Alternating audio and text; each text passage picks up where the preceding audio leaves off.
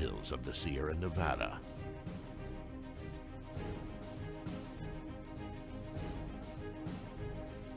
A new hero will emerge.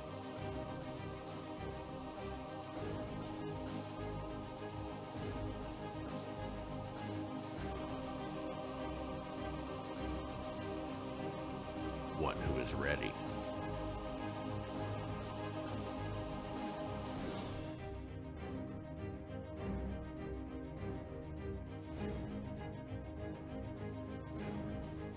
One who makes sure their friends and family are set.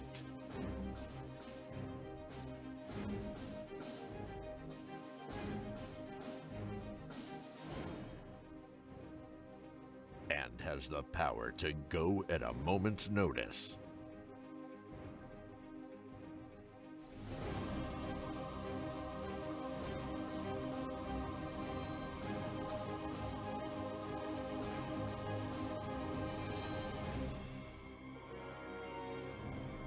This fire season, you're the hero. We are Ready Nevada County.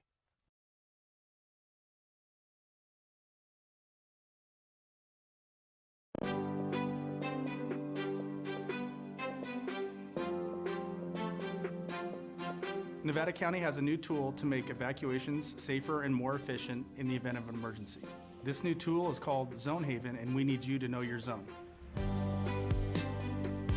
In order to know your zone, you need to go to community.zonehaven.com, type in your address. I'm going to just go over a few things for this morning. I want to touch base again on your expectations that you have created, and that is to have wonderful conversations outlining action steps, opportunity for frank conversations to hear what colleagues think, create collective goals, transparency, and this allows the input and discussions, and candid and civil, and the plan to end on time while having flexibility on important conversations. So that's what we're focused on today. And in terms, we're going to start today, 8:25, as we are, and then end time is planned for 3 o'clock today. A couple pieces of information, just a reminder for anybody in the public who wants to follow along that there are QR codes back on the table. The library is in the lobby to help you get the packet of information on your devices or to borrow a device.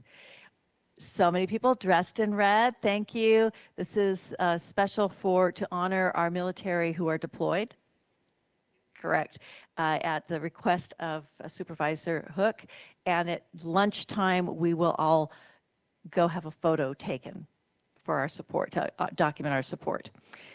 The countdown clock, I think everybody's aware of it, will be set before each presentation, and the goal is to stay within that. Today's topics are the first part of before the break. There are going to be 4 different topics that have been introduced by the Board of Supervisors: community wellness, environmental health, natural resources, Donner Pass snow removal, South Yuba River shuttle service pilot. Then that we're planning to take a break. That'll be about 10:30, and then have 3 more topics: tribal affairs policy, community spay and neuter program, and micro transit pilot in East County. After that, we will have our photo and our lunch break, and then come back for a discussion and presentation by Aaron Metler on resources and priorities, and followed by the 2025 board objectives. And then as we close, I'll ask that we will ask the supervisors to do an evaluation that will be an email that will be sent to you. It might take 5 minutes, but it's really valuable to make sure that while it's fresh in your minds, to get your input, and that Lynn will be sending that out prior to the close of the day, and then we'll come back for your final statements. So now I'm going to turn this over to the chair. Thank you, Lori, and welcome back, everybody. I have my red too. It's a big sweater that I don't need to have on right now. So I'm excited about today. We're going to hear I think some pretty interesting and innovative new things. But before we get started, I'm going to take just a few minutes, a point of personal privilege for a kind of a special thank you I want to do this morning. Start it with a very short story. So I learned about recycling when I was a kid in my 7th grade public school science class. It was ingrained in us how valuable it is to recycle and compost and reuse. It's an ethic I've carried with me my whole life. And so it's natural for me when I walk into a restaurant or a conference to be looking around and looking for, where's the recycling bin? Where's the compost bin? I cannot throw a can away. So every year that we've had this conference here, it's been like this magic, unattainable box to get recycling bins here. It's like the level in your video game that you can't unlock. We can't do it. Every year I come in and say, where are the recycling bins? And all the best and brightest that we have here scramble and try to figure it out. And next year I'm walking in, where are the recycling bins? Well, imagine my joy and excitement and surprise this year when I walked in and there were recycling bins and compost bins, and they had directions on them and told you how to use them, and they were everywhere. And, this is important because it's the right thing to do, honestly. But also, we are supposed to do this, and we're asking all our residents to do this. So I feel like this is a good thing we should be modeling here. So I am told that the magician who got this done this year was our own Rain Wren. Rain, come up here.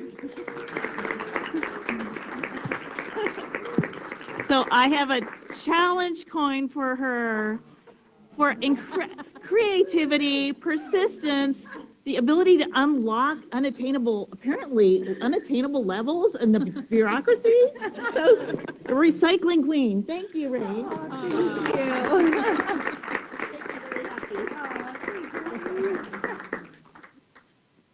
All right, let's keep that innovation going all year. Okay, I'm now going to turn it over to Lori or straight to Lisa? Well, I'll just introduce it, and then we'll turn it right over to Lisa. So this first board priority is community wellness, and now I'll turn it over to Vice Chair Swarthart. To make the first intro, and then I'll intro our speaker. Okay, wonderful. Thank you, Vice Chair.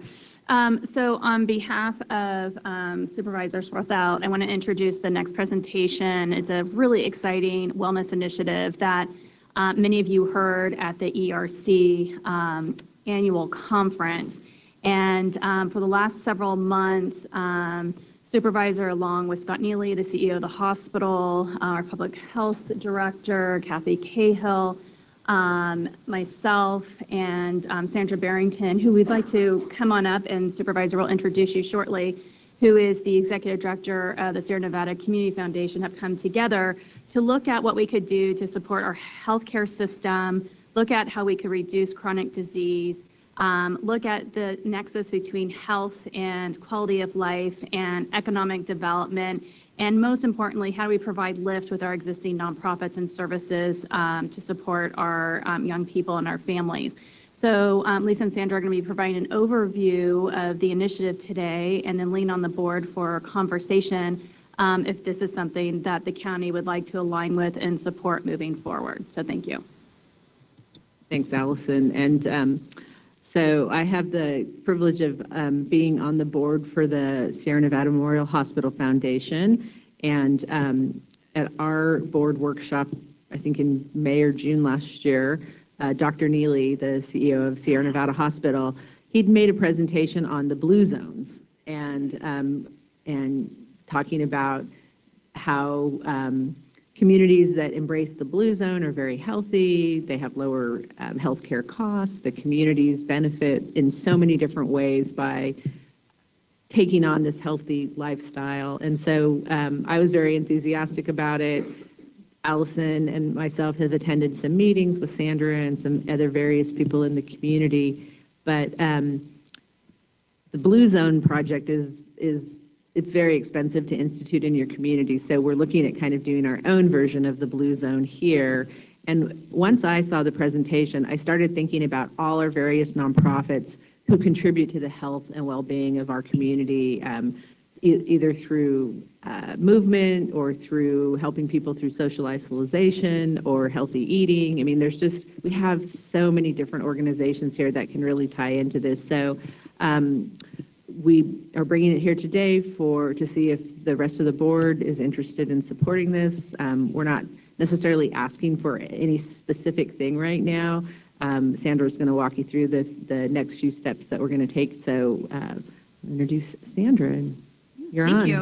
Sorry Thank that you you're so up there all by yourself. Normally No, Yeah. it's not intimidating at all, by the way, with all these amazing people in our community staring at me. But thank you so much for that great introduction to HealthSpan. I know many of you have heard Dr. Neely's presentation for a vision for community wellness. And this really is an overall social wellness movement that we really want to create based on some Blue Zone concepts. Right now we're calling it HealthSpan, which is not the sexiest name for a social wellness movement, so we will be coming up with a more salesy name, but right now we've been calling it the HealthSpan Project because it's really not just about how do we help people live longer, which in healthcare, that's what we do. You know, you've heard Dr. Neely say we provide really amazing sick care, but when it comes to actual healthcare and helping people live well longer, that needs to be an elevated focus for our community, for our senior community. How do we help people become more independent and more mobile later into life? So those last few years of their life are healthier. I will try to figure out the right button. There we go. So why is this important? Why do we need to do this?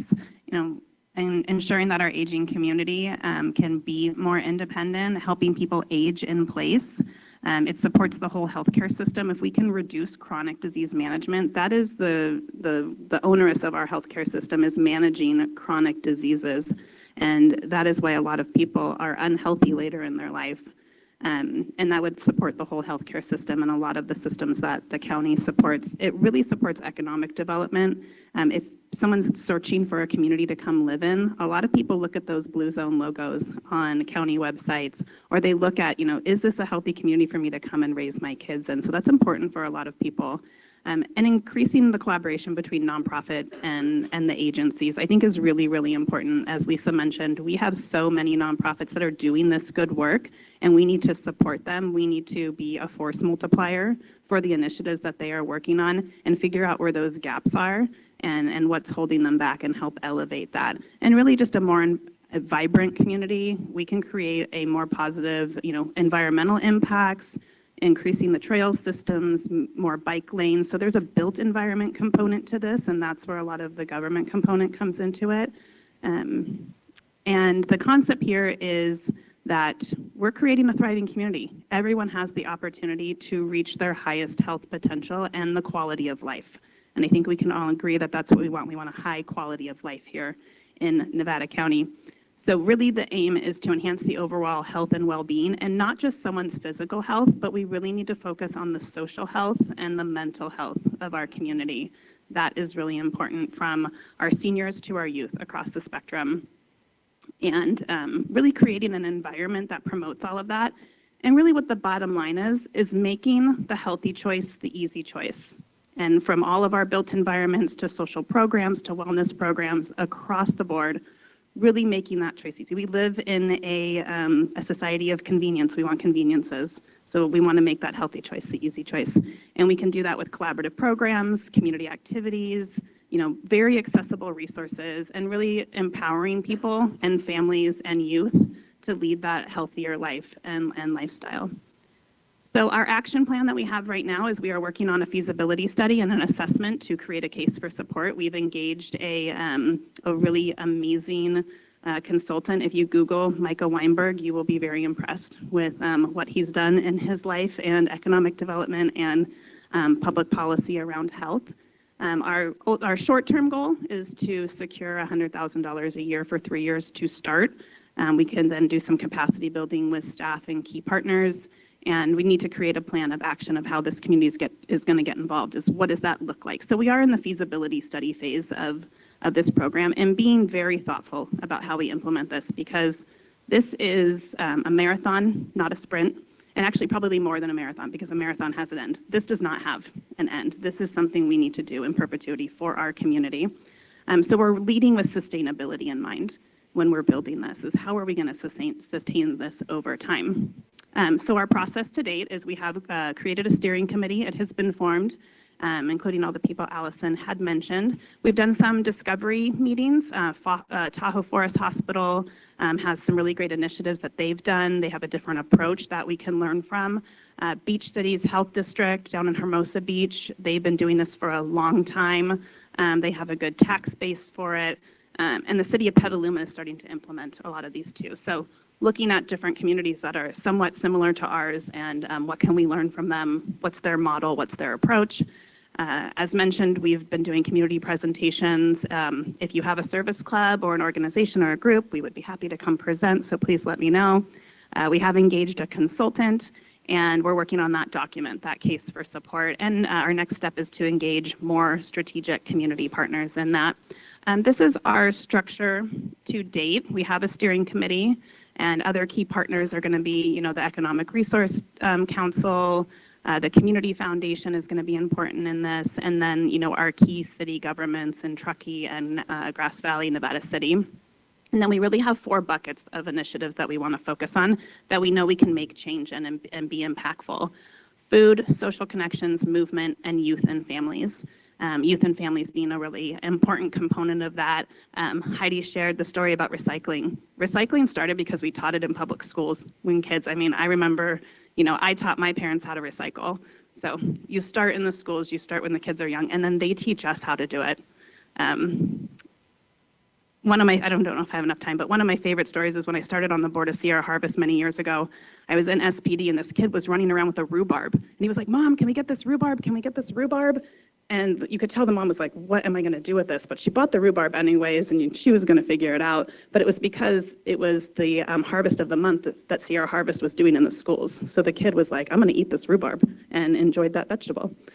Anyway, so each area is going to have a subcommittee with those key stakeholders that are working on this, but how can we increase that collaboration? How can we be a force multiplier to get some of those key projects? And then obviously we have to have outcomes. What are we really moving towards? Reducing chronic disease, reducing depression, increasing, cross collaboration, coordinated services, and reducing risky behaviors in youth. That's going to be a really important one. I'm on a school board. We talk a lot about chronic absenteeism. That is really important, is reducing that as well. And then our scope of work, I don't know if I really need to go into the weeds of this, but we're trying to get that case for support, and really the ultimate goal is to get in front of funders and find those key funders that want to work in systems change and health equity. And some of our additional key stakeholders that we're engaging: Community Foundation, Sierra Harvest, the schools, Homer Nottingham. He's probably our poster child for this project. He is an amazing human in the health and wellness space in our community and really a champion, and he's really excited about this project. The Senior Center, Bear Land Trust is going to be important. Community people who are involved in the health and wellness space. Obviously, Bright Futures is very involved. And then other key players that really support, the social and mental health of our community. Some potential funders we're looking at right now, like I said, around systems change and equity, the Cal Wellness Foundation, Blue Shield of California, Robert Wood Johnson, AstraZeneca. I've had some conversations with, and they're really excited about doing something big in this community. And we're already thinking about what projects can we really be impactful on. Trails Connections is going to be important. Make the city and the communities walkable, make our trails and our biking systems more accessible. School food is very important to me. That project is going, it's going to happen, but how can we elevate it? How can we make it better? School wellness centers, we have a system and a model. We can practice off of that. Bike lanes, senior centers, walking groups. We have a Walk with a Doc program. Third Wednesday, come on down Lytton Trail in the morning. Increasing local food consumption and youth programs is going to be a really big focus, is keeping our youth engaged and safe. And that's it. I will take questions if that's appropriate. Thank you. That was great.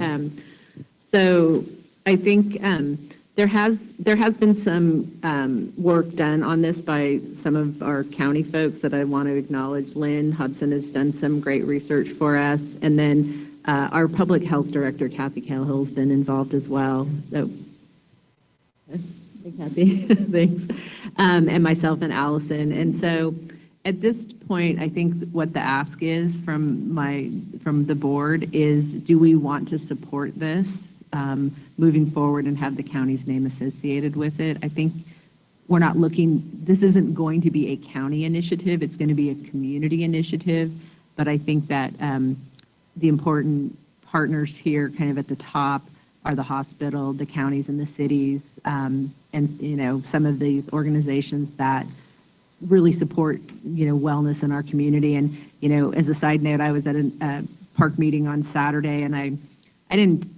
kind of pitched a little bit of a wellness program in the community, just on really very high level kind of generic terms. But I had somebody who was a healthcare practitioner come up to me afterwards and says, I want to be involved in this. I belong to an association that wants to fund something here. So I believe that this initiative will get a lot of public support from healthcare professionals, from anybody who's in the wellness business. But it's, you know, I think what my favorite thing that Dr. Neely said is that this is bad for his business, because when people are healthier, they don't spend as much time in the hospital. But the philosophy of Sierra Nevada is to keep our community healthy. So I have a lot of respect for that. And he's done quite a bit of work. So I'm happy, myself or Sandra or Allison, to answer any questions that anybody might have.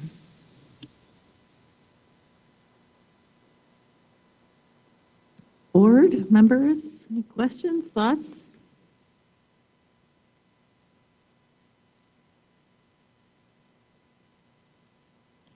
Great presentation. Thanks, Sandra. I appreciate that. So I guess what is the ask you're actually asking?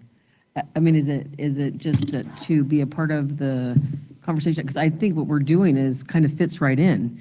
We have a walking group. Your team all through the county has walking. We have a little group that meets that has to deal with old folks like me, you know.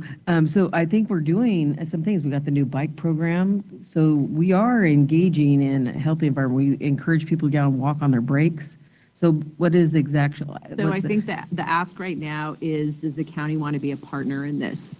So do we, I don't know, Allison, maybe you can. Yeah, absolutely. So the ask would be to lend the county name to be part of a community initiative along with the hospital foundation, and the stakeholders listed. So that'd be one ask. And then two would be charging staff to work with this executive committee to see where county programs and services align. So a lot of discussions have been happening with Health and Human Services and Public Health, looking at the work that we currently do, and then how do we provide lift to those programs through this community initiative.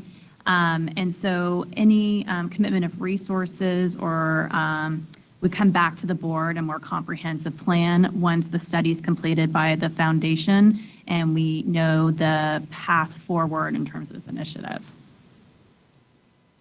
And I think as far as involvement, I'm going to, you know, it would be my goal to be involved in this, as well as potentially having Kathy be involved as part of the steering committee, because I think from my perspective, anything that we can do with another organization in the community as the county to elevate those programs and educate. I mean, this really is going to be a lot about educating people and, you know, coming to a certain point so that your county is considered, you know, Healthy County, California. I mean, there's lots of different terms for it, but it's, you know, it's just the opportunity for the county to lend their name and say, yes, we want to do this. Yes, we want to help provide the information to the community through whatever avenues that we have. I mean, we have a big newsletter. We do a lot of meetings. If there's any financial ask, obviously that will come back to the board, but that we're not going to know that until we go through the study. And we have found money to fund the study.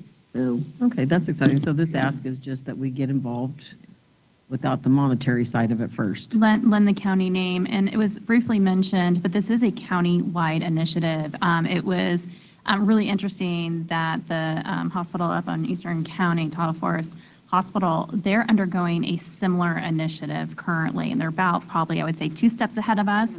So, which is great, because then we could back in to look at where those natural alignments are in terms of how do we measure like chronic disease and metrics, and also like services that maybe we could share, and also branding. So it's really fun to see how this has just been very organic in terms of the community participation and interest. So yes, we look forward to the county support in moving this forward. Any other thoughts and comments? Hardy, Rob? Okay, Hardy? I support it. I think it's great. It's many of pieces that I think that I kind of like focus on are included in this initiative. Things that are important to me as a person and communities that I spend time with are important: health, fitness, wellness, all that stuff. So yeah, I think it's great. I had the question about the Eastern County Tahoe Forest Hospital District involvement. The board has changed there, and so there's a lot of forward thinking movement along. And Supervisor, I know you've talked about that. Yeah, we did a meeting with the leadership at the hospital a couple months ago, and I was kind of like, well, Truckee just is naturally a blue zone. You know, people who move there, they're into sports, they're into outdoor recreation, yeah. They ride their bikes everywhere already, but they actually are working really closely on this, and they were excited about the opportunity to collaborate. I think we can learn a lot from the work that they're doing. You know, I think we've raised about $30,000 to do a study. Their hospital foundation has dedicated $1.3 million to their wellness project. So you can kind of see the difference between the two sides of the hill. Several of the places that we've talked to, Tahoe Forest, they have that sales tax base that they've had for decades. And so that's where they really get their sustainable funding model for. And Tahoe Forest is kind of doing it from a different angle. They've been looking at actual metrics of specific disease bases, and how can they work with a specific population to, move the needle in, diabetes, and binge drinking is actually one of the initiatives that they're looking at, because that's kind of part of the ski culture, and how can they change that. So I think there's some initiatives we can work together with Tahoe Forest on, and we can promote here, there, and have a similar message. Yeah, I'd love to be, just call upon me if there's some way I can help integrate those two pieces, because that community I'd love to bring into it. And the other piece, I'm glad you touched on the binge drinking part. That's been the mountain wellness. The Amsterdam Caves Foundation did this big study on mountain mental wellness and drinking and substance use. And so it's been an interesting journey. I'd love to see that in there. And then also injury prevention is a big thing with our community in East County, because you have athletes that transition over time, and then you get injured, and then you can't stay healthy, right? And so it's like something that affects us if you can keep walking, keep moving. So that's another facet that we found in East County that really affects people who traditionally are associated with really healthy outcomes. All of a sudden they get injured, and then all of a sudden their health spirals out. So yeah, I'm stoked. I'm definitely supportive. And we see that a lot in our senior population. We run a falls prevention program, and it's, someone falls and breaks a hip, and that's really, the downfall. So if we can keep people, healthy and aging in place, we will have a more vibrant community.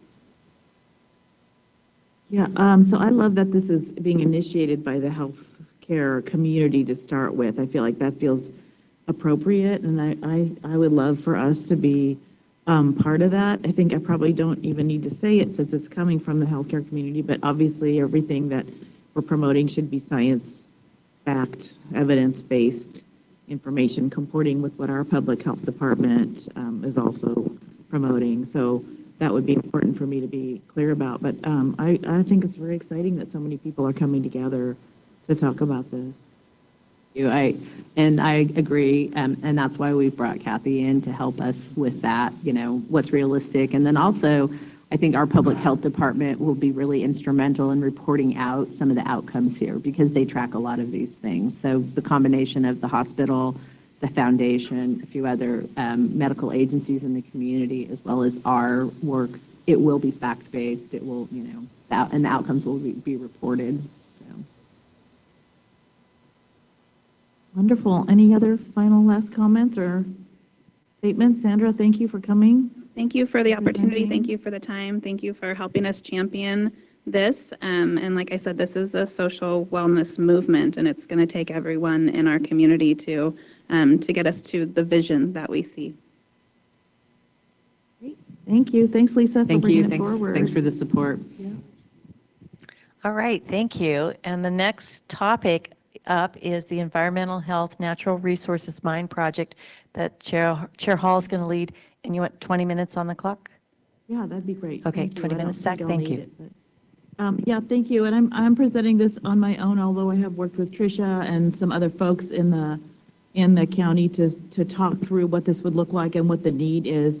So my goal here was to fill a gap that I have seen really since I started here at the county, but it never really seemed like the right moment to bring this forward, and now we're seeing more and more reasons to do this. So it's sort of a dual, it's like there's sort of two pieces that are linked, and it's about protecting our natural resources, so elevating the beauty that we have, and also making sure we aren't, we're doing everything we can to protect it from toxins. So the first part of it, the sort of elevating our environmental resources, we do a lot of that already. The community does through like Circle with our river, and we have Sugarloaf Mountain and all kinds of other beautiful attributes. But there are also things that get caught up in CEQA and NEPA documents when we're trying to build something. So we want to come out and build something. We have to, if things go through our planning department, we have to check boxes. Basically, it means getting online and looking to see if some endangered species is listed, yes or no. Maybe we have to hire a biologist to come out and take a look, and then suddenly we discover something. So it's all very reactive, and it's time consuming, and it's not necessarily that beneficial because it's just focused on this one reactive moment in a document to one project. So if we have someone who is aware of what we have, what our resources are, and we can sort of head that stuff off and up front, hopefully saving time, saving staff time, saving resources, and preventing the disasters like we had with Hell's Half Acre. So if most of you know, that there was a piece of property that PG&E was coming in to install a natural gas line. They are supposed to consult with us. They basically told us in a letter, in really a truly unfortunate tone, we don't have to consult with you when we won't. And there was not much staff could do at that point.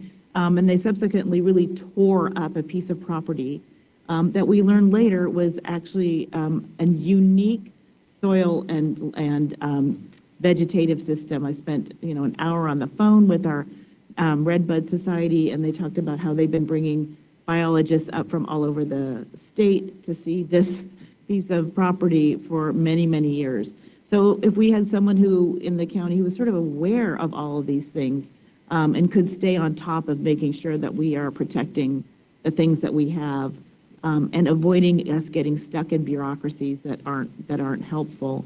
And I do understand from some old timers that sort of traditional knowledge used to be here at the county. We had people who knew a lot about that, and we've kind of contracted that out, those pieces out as we need them. So that's one sort of piece of it.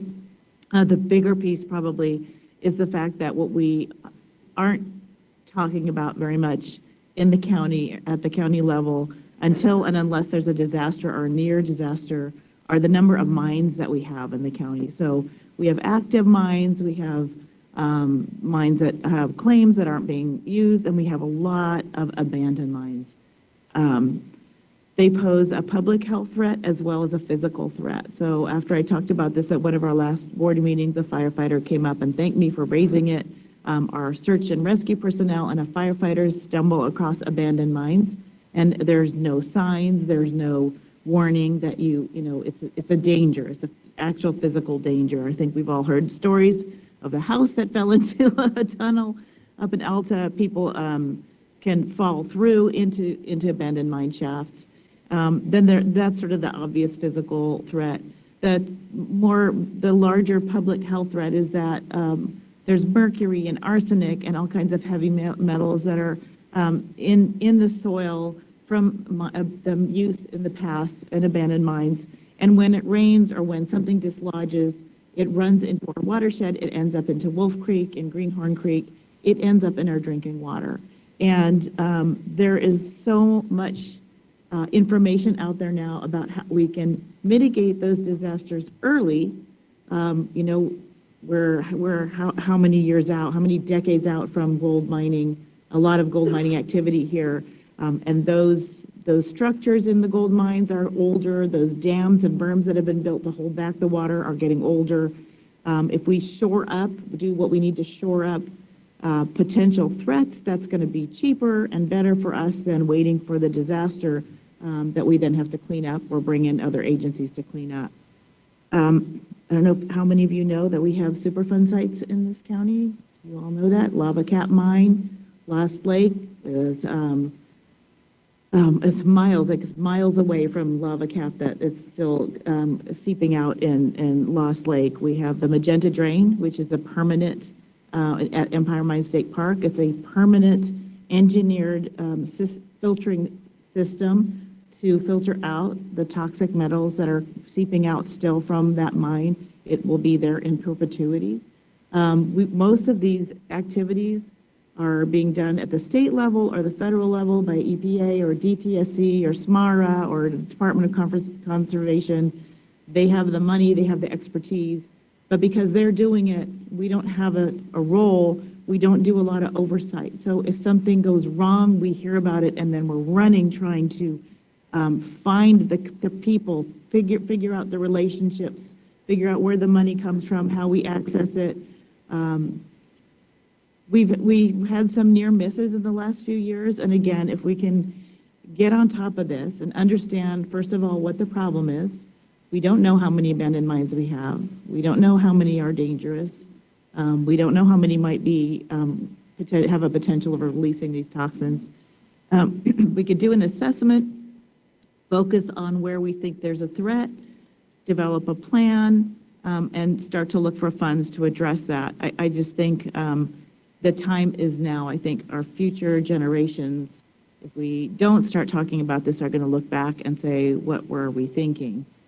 So, it feels it's a big deal. There's a lot of potential threats out there, but there are ways we can get around this and protect our resources without spending a lot of money or time if we get in front of this, get on top of it, understand what we're dealing with, and know who to work with when something happens. So that was a little long-winded. That whole point is to be proactive and get out in front of it rather than reacting. And I just want to note we have great staff who are on the ball, and when something happens, they are on top of it.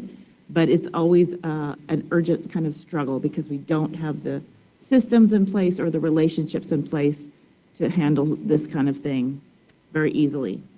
So my ask, and I'll open it up for questions, but my ask is that I think this is maybe a multi-year thing that we need to figure out. So my first ask is simply that we start a pilot program, put some staff time on looking at this, figuring out what we need to do, looking at what lists there are, develop the relationships with the state and the feds so we know where to go when a disaster happens, and then come back to the board and tell us what they think we need to be doing in the short term and the midterm, and who knows what will happen in the long term.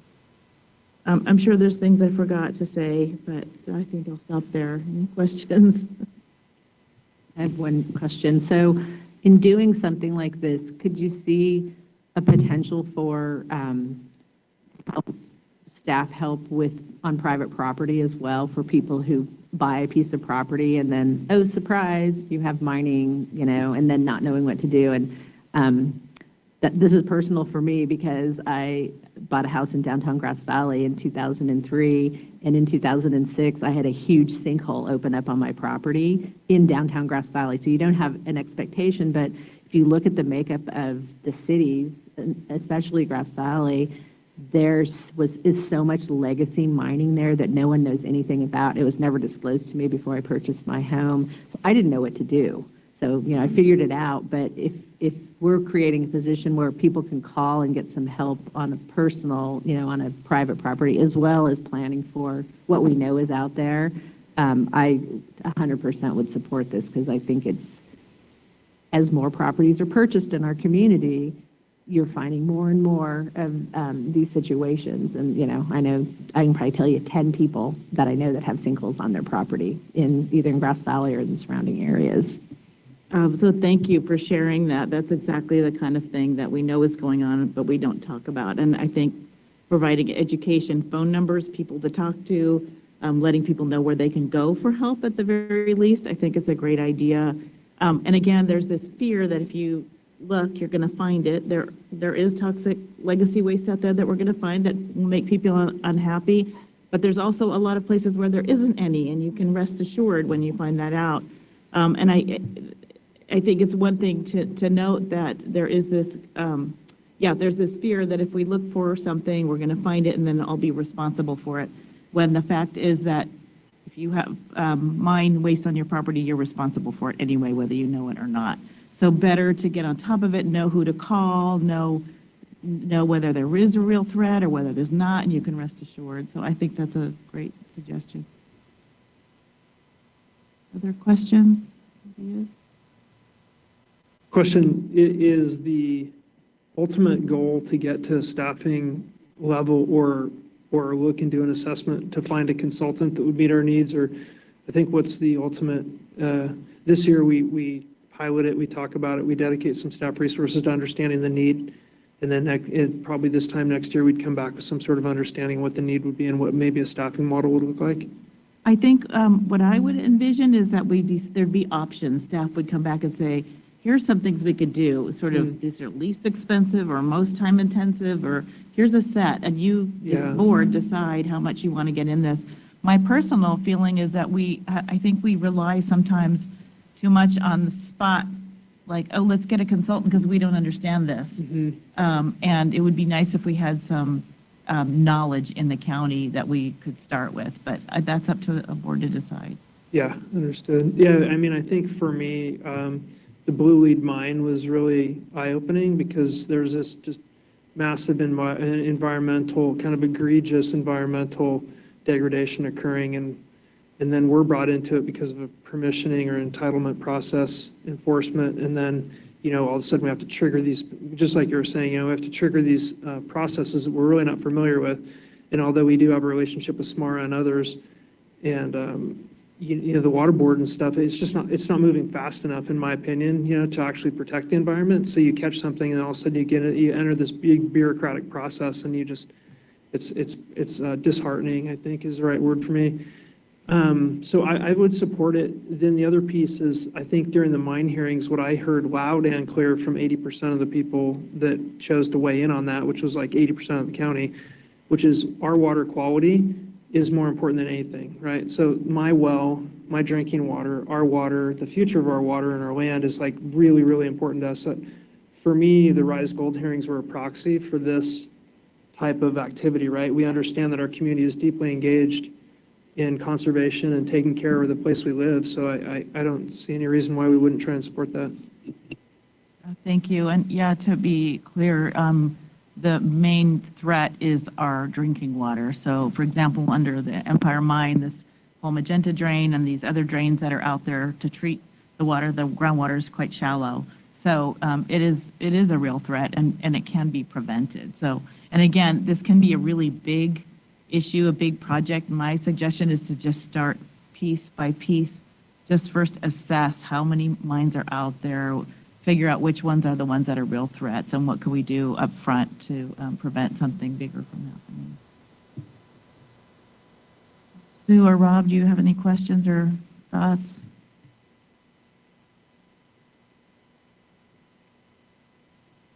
Yeah, I think for me, yesterday I talked about unintended consequences. I think today maybe my theme is core services, and I think this kind of is on that spectrum there.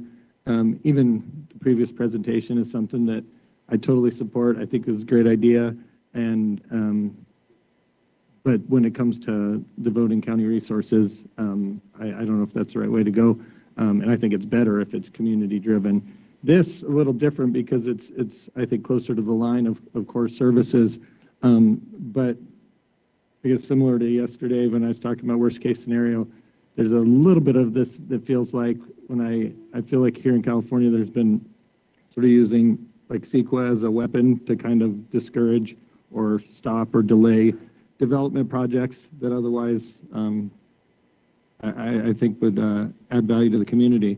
I think we have examples here in Nevada County. I would argue the Dorsey project is one. So I'm not saying that's what you're proposing here, but it feels like it's a little bit like more informal. So I have a lot of questions on that. Like progressing to the mine, I think you're kind of talking about almost a database in that. I think that's something I see value in knowing. I mean, we've owned properties for years that have mines under it, and we're, you know, 6, 7 miles away from downtown Grass Valley. So I think there's a need for that. I guess I wonder whether that's kind of the role of the state and federal. We already have that. So I see some value in what you're saying. It's kind of a hard sell for me just because I feel like when I carry it to the extreme, it seems like it's maybe geared towards one, I guess, philosophy or not agenda. I'm not saying you have an agenda. And I flashed to what I've seen with CEQA and the difficulty. So there's a tension for me there. Stuff we're talking about yesterday, trying to encourage housing and development. And I just want to make sure if we go in a way of programs like this, that it's not kind of, adding on this side and taking away on this side.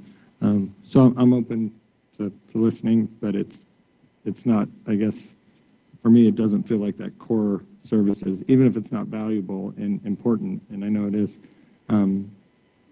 our role in that, so.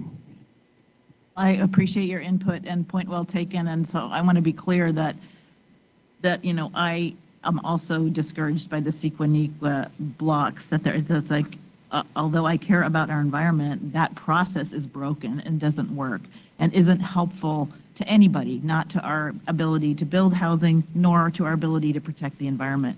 So my hope, and we could do more research in this to make sure that this would be helpful, but my point would be that we get on top of this stuff up front and try to avoid some of the pitfalls with CEQA and NEPA. But I hear your point.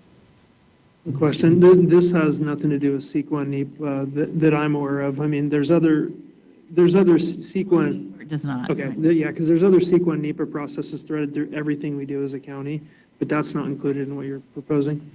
I think he was referring to sort of protecting our natural resources. And how CEQA has Yeah. traditionally maybe been used recently.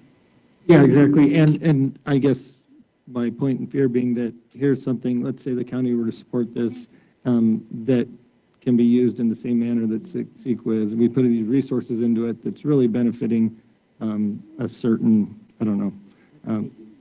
Well, yeah, I mean, I wouldn't go that far, but I feel like it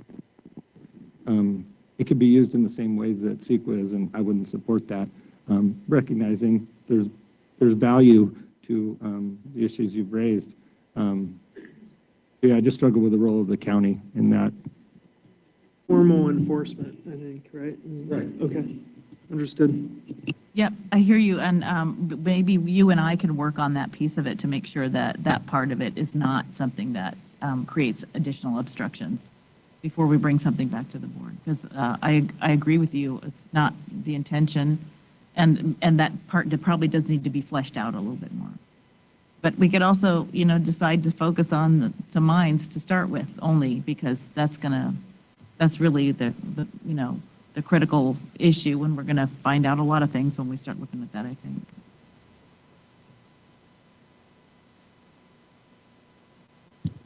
Craig, did you guys want to, I know we talked about some of this, did you want to weigh in on this at all? Just to say, this is Tricia Tilton. We're here to support whatever the board directs us to look at, and happy to do so. There is a staff memo that was included in your packet with a lot of information as well. So no, Heidi, this does intrigue me a little too, but I want to be real careful we don't tread on private property rights. I think that's just where that goes right to my head. We find something out here, I think that to deal with the property owner right away, like it could be like you're saying, okay, we've already found this now. This is where it's kind of a taking, changes their property value. Not that I'm hearing what you're saying. I just think you have to tread a little bit carefully there.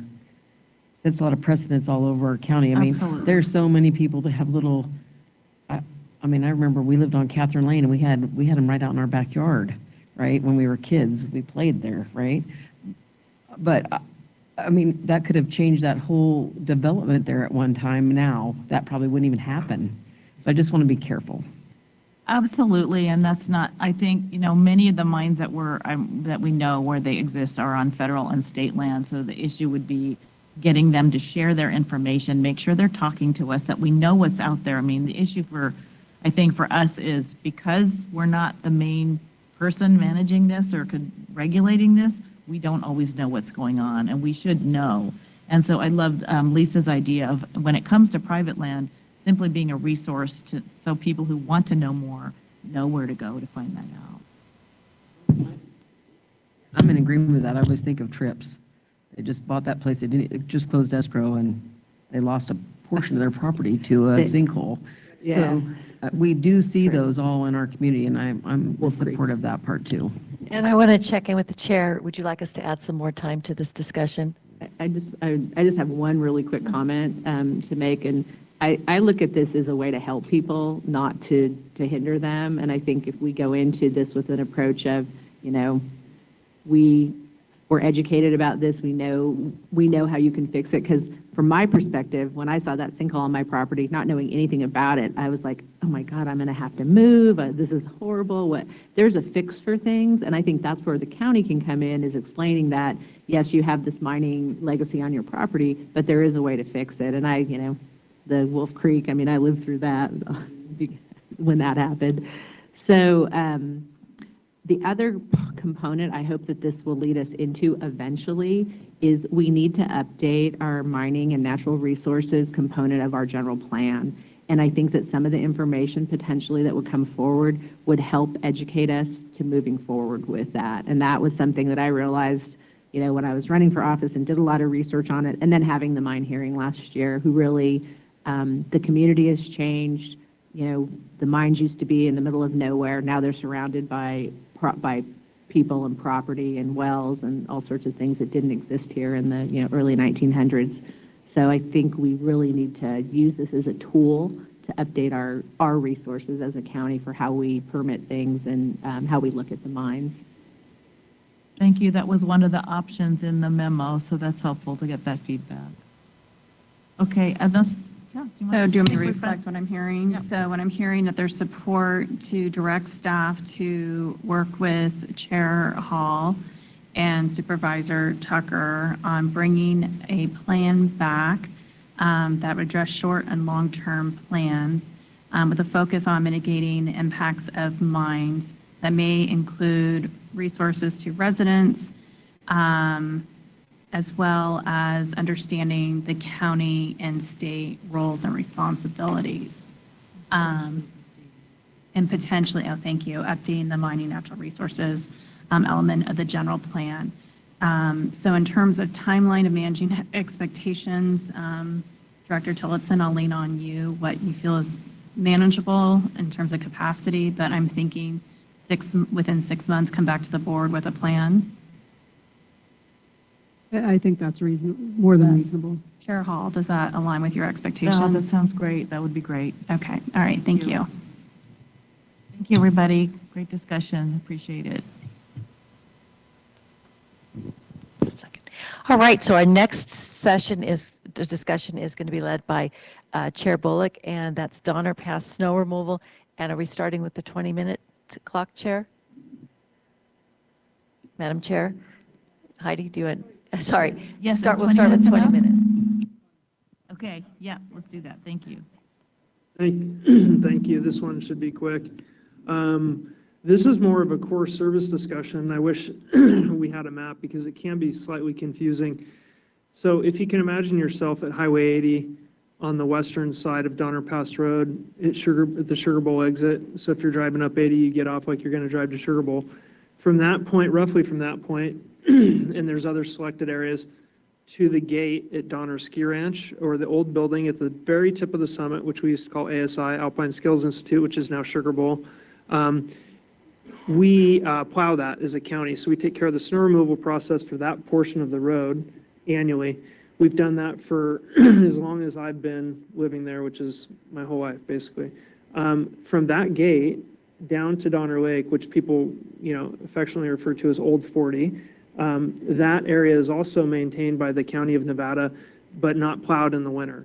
So if it snows there, it's not plowed, but we have entered into an agreement with Sugar Bowl to keep that road open. And so over the course of the years, it's become customary that Sugar Bowl will open and close the gate with help from our county snow removal team to understand the consequences and kind of what best practices, along with the CHP to understand if the road is actually safe to operate. So In years past, the gate's been closed for long periods of time in really big snow years. So I think 4 years ago, it was closed for 45 days or something because it's not safe to really remove snow in that area. So that's the current condition. I keep looking at Tricia to nod her head because there's some facts here I want to make sure I don't mess up. Over the course of the last, particularly 5 years, Highway 80 has become incredibly impacted. And my constituents every year at my annual stakeholder meetings want to tell me how hard it is becoming to travel on I-80 and 20 corridors. And so that's been a kind of a fact that's gotten to this pinnacle of difficulty and dysfunction when if it's raining in Truckee, I-80 closes. It's just a fact. It happens now because trucks lose control and they crash. If it snows, it's closed for multiple hours, if not days. And so what's happening is the requirements on alternative or artery type roads like Old 40 and Donner Pass Road 267 and 89 become incredibly important to move people around. And so what I'm talking about is really this core service and this tradition of giving the snow removal operation without any real support from the county for that one portion of the road from the gate to Donner Lake. And so I would like to have us think a little bit about what the county's role is in keeping Old 40 open more. And that it may look like helping Sugar Bowl pay for, or helping Sugar Bowl with equipment subsidies, or helping Sugar Bowl make decisions related to keeping that road open. Because in my opinion, we collect road tax maintenance money for the maintenance and operation of that road, but we don't plow snow on it. And but we do really big things like remove huge rock slides that cost us a ton of money. So I just want to acknowledge that that's something that's not like, oh, we haven't spent any money on Old 40. No, we've actually spent a lot of money on Old 40. But it is a piece where in Eastern County, it costs more to do certain things. And some of those things, by the design of government, are core services. And we operate a county there, and we need to recognize that it will cost us more to do snow removal in areas like Old 40 versus Alta Sierra, right? We understand that. We talked a little bit yesterday about, or 2 days ago, maybe about 243 miles of snow removal. Obviously, there's some of those miles you're going to hit once a year. In this neighborhood, you're going to do it a lot, and so that the cost of that is a burden on the county. I would just, what I wanted to bring forward to my colleagues is really that as our community grows and changes, the demand for those roads has grown and changed, and it's gotten to the point where there's times when people from East County can't get to West County, and it's really not bad weather, right? It's raining or it's light snow. It's things traditionally you would jump in your car and blow through it. But the road closes because there's so many trucks. And Walmart has the Western U.S. Distribution Center in Mustang. So ships come into the port of Oakland with a bunch of stuff from China, and they get shipped by truck to the Mustang Distribution Center. There's thousands and thousands and thousands of trucks on the road every day. It wasn't like that 10 years ago. That demand has changed. The character of the use of Highway 80 has changed. We talked to Caltrans. Caltrans is planning over the next 30 years to basically rebuild, widen, add climbing lanes, and completely redo the road infrastructure from Sacramento to Reno. So they have it on their radar, but the time is now because we have demands both economically and from a life safety and community character perspective. So when the road's closed, like Tahoe Donner, the general manager of Tahoe Donner, met with me and said, what do we do on Friday when the road's closed? We have 6,000 homes here, and 50% of those homes are second homes. These people are trying to get to their home, and they can't get there, and then they're stuck somewhere in between here and the Bay Area. It sounds like a high-class problem, but then, my daughter was traveling a couple weeks ago, double fatality right next to her on the road. And if it's your family, it feels different, and so I just want to care for the people that are coming up, but are also, members of our community that use that area and use the road. So I just want us to think a little bit. I'm not asking for a monetary contribution, but just maybe some direction to staff to start thinking with some of our partners and stakeholders on Donner Summit about how we may assist in keeping Old 40 open more, what the safety parameters and characteristics are of that road, how it can actually be used safely, and then how we may partner with people like Caltrans and CHP to put some meetings down in a more routine fashion and really let them understand how important this road corridor and this road situation is to us. I'd just like to thank Carissa. She's worked really hard to get this meeting with Caltrans together with the regional representative. I'm taking about 10 or 12 people from the Eastern County community to Auburn to meet with Caltrans and let them know in no uncertain terms how tough this can be on us. So I think that's, I'll open it up for questions. It can be a little confusing on the sections we maintain and the sections we don't maintain traditionally.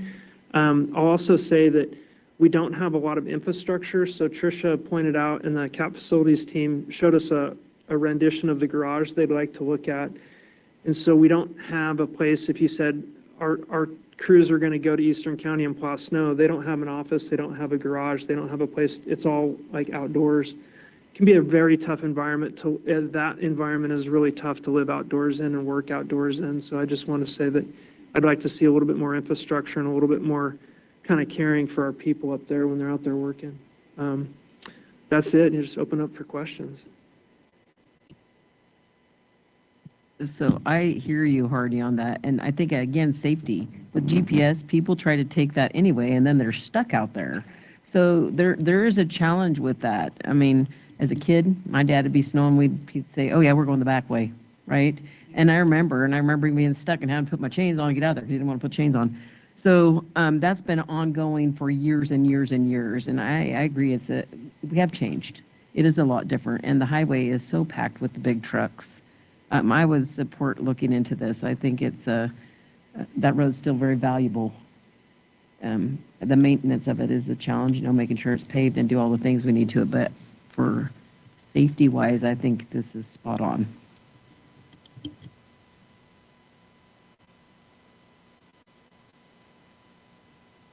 Yeah, I would agree with Sue. I think this is definitely worth looking at. We tend to think of the fire escape routes and forget that in the winter, it's equally as important. I talked earlier about core services. This is one of those things, not only health and safety, but transportation, I think, is a core service of the county. So I think it's something, even though East County feels disconnected sometimes, it's something, we have a certain responsibility there. And just that area, I mean, there's even economic development components of it.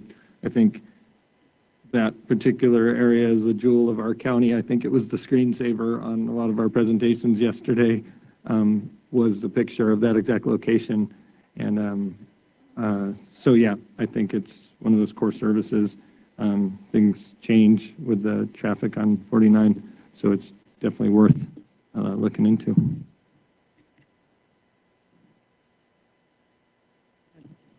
No, I think that if we have the resources to take care of this, then I'm guessing that the next step is going to be to look to see what kind of resources we need to take care of it, and you'll bring that back. So, yeah, it's interesting how traffic patterns have changed throughout the, last, like you said, 10 years.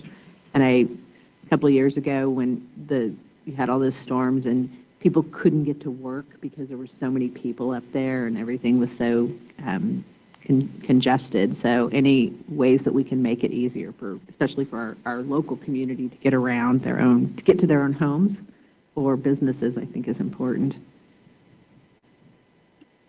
Yeah, that sounds reasonable to me too. I don't have it in my head where the Sugar Bowl is and where that gate is. Is that on 40 or near?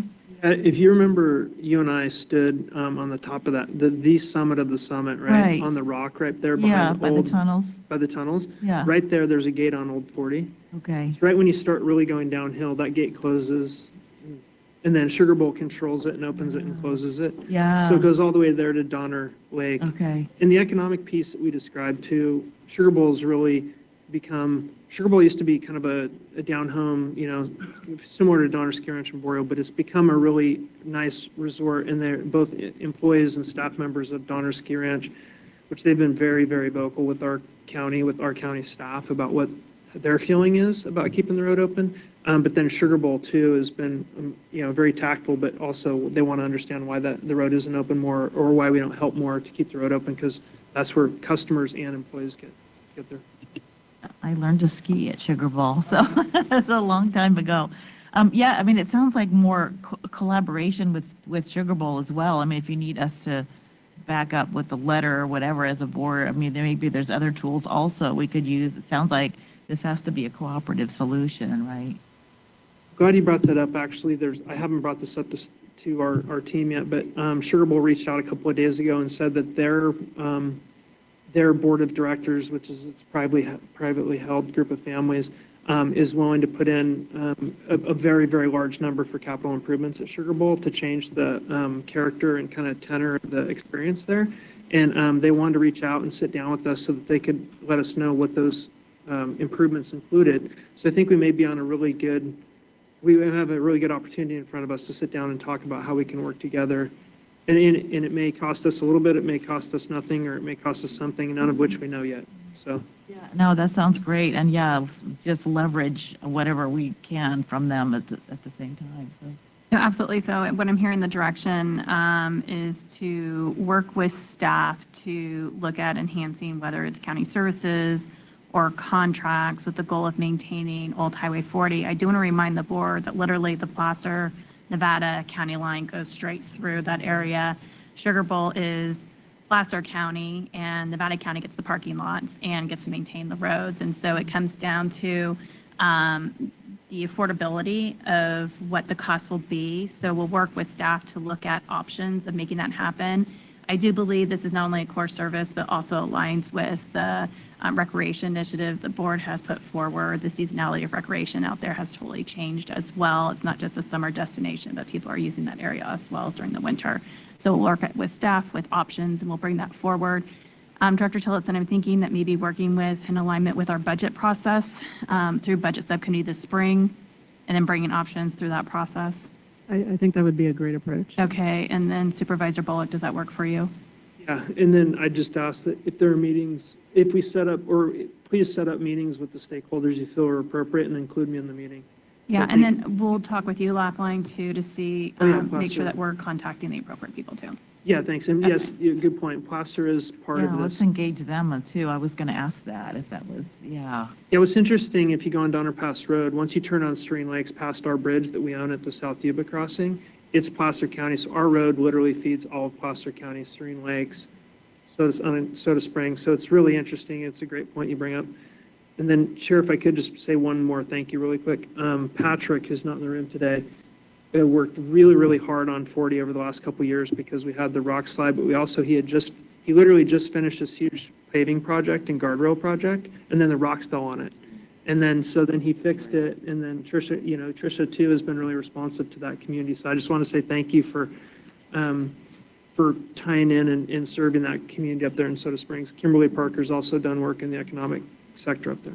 Yeah, and the county's provided restrooms, and there's been great collaboration with Placer County, just looking at the impacts of recreation on that area as well. So, but to your point, Supervisor Tucker, it really is like this hidden gem of Nevada County, so we want to make sure that we support that area for sure. Thanks. All right, thank you. Do you want me to continue, Chair? Yeah, do people need a break? Quick break, or keep going? We could break up our breaks to have like a 10-minute break and then another break a little later on. You're saying break, right? Quick one. Okay, quick one, like 5 minutes. Well, it's 7 minutes. Can we have 7 minutes, Zach?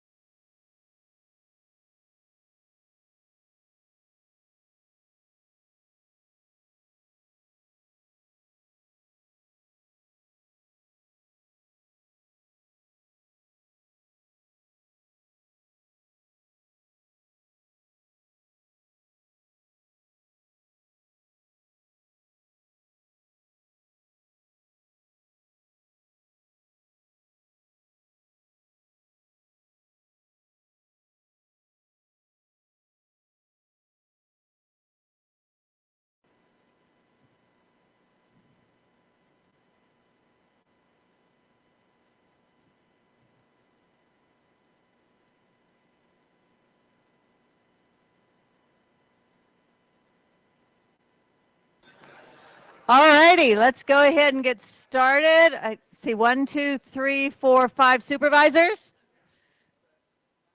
So we're ready for our next topic, which will be introduced by Supervisor Hook, South Yuba River Shuttle, and we'll set the timer for 20. Perfect, thank you. So as you all know, over the last, since 2020, our river crossings have been inundated with folks coming to visit our beautiful, beautiful South Yuba River. So, and we've talked about this over the years in our Yuba cohort. And so what I'm looking for is, so we're looking for some ideas.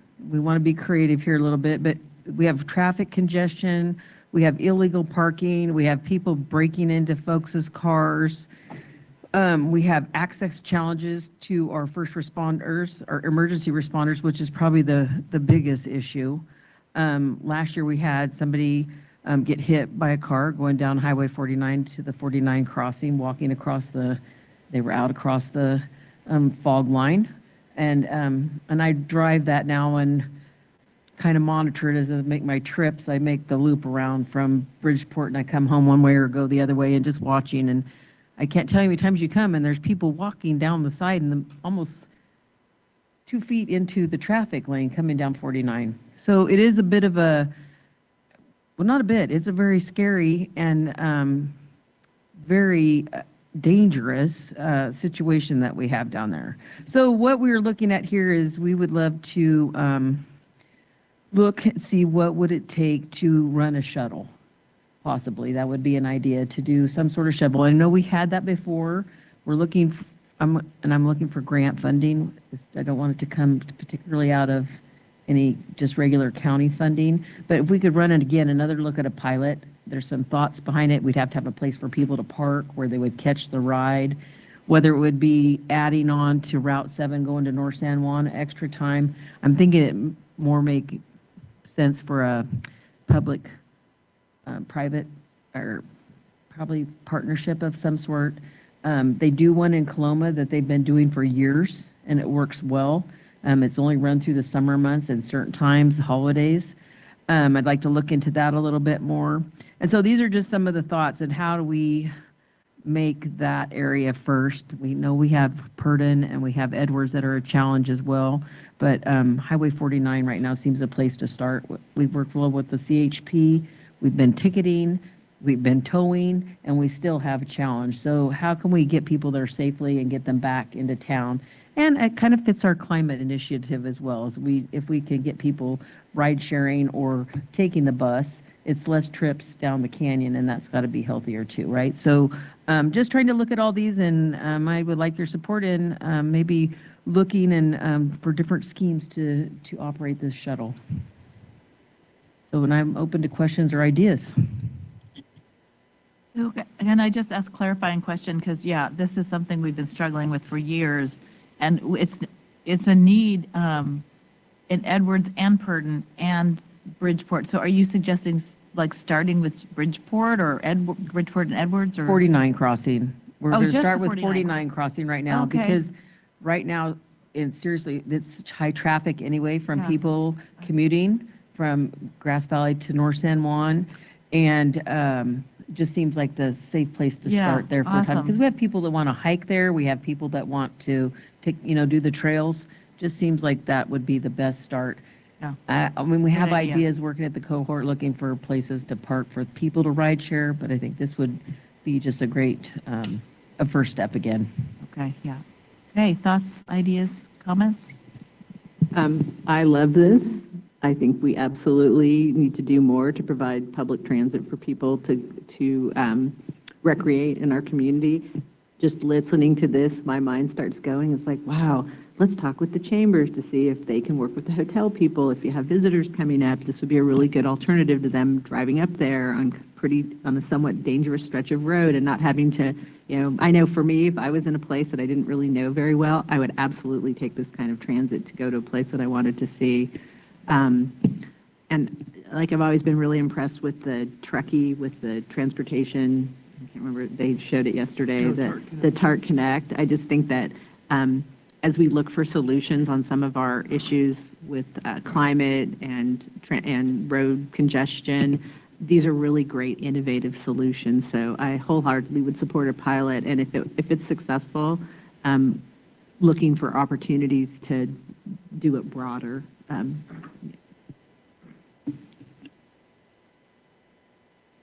This is a good idea. I think we talked about this maybe a couple years ago, just informally. But yeah, I like the idea. A couple questions. One of the things, there was a study, and I can't remember, maybe it was Park Service or Barry Blanchard did that carrying capacity of mile of river. And one thing in Eastern County, we have this philosophical discussion of if it's too hard to get there, maybe some people won't go there. And so if it's easy, will we have more, like, do we build capacity by allowing it's just kind of a thought to think about, you know, like, are we bringing more people to the river that can't take any more people on? Just one of the questions I think about, Sue. Yeah, that's a good point. I think this would have to be really done in conjunction, working with CHP, working with our law enforcement to really ticket and focus on that at that point. I can't tell you, we could probably tow many more cars than get towed down there just as capacity of CHP. I think you have to find that, yeah, because are they still going to come? Yeah, I hear you, but they are still coming. Yeah. That's a challenge. And I think when we had the shuttle before, we hadn't had 2020. We hadn't been advertised as the place to go to the Yuba to get out into the public, right? We tripled our folks that come to the river, and that hasn't slowed down, even with all this. So I'm just hoping, I mean, it's going to be impacted. I mean, sometimes I know we'd like to look at another study, because the other thing that challenges me is with more people, they bring their garbage, they bring stuff, and I hear that part. But again, I'm looking for safety. They're going to come anyway at this point. So how do we manage that part? So I agree with you. I totally agree. I think it's a good idea, and I do think they're still going to come. I just want to acknowledge, as a community, how we build infrastructure to bring more people to our natural resource areas. Mike Stewart and I were talking, that awesome swimming hole that's an undisclosed location in the top of South Yuba above Washington. Some of us know.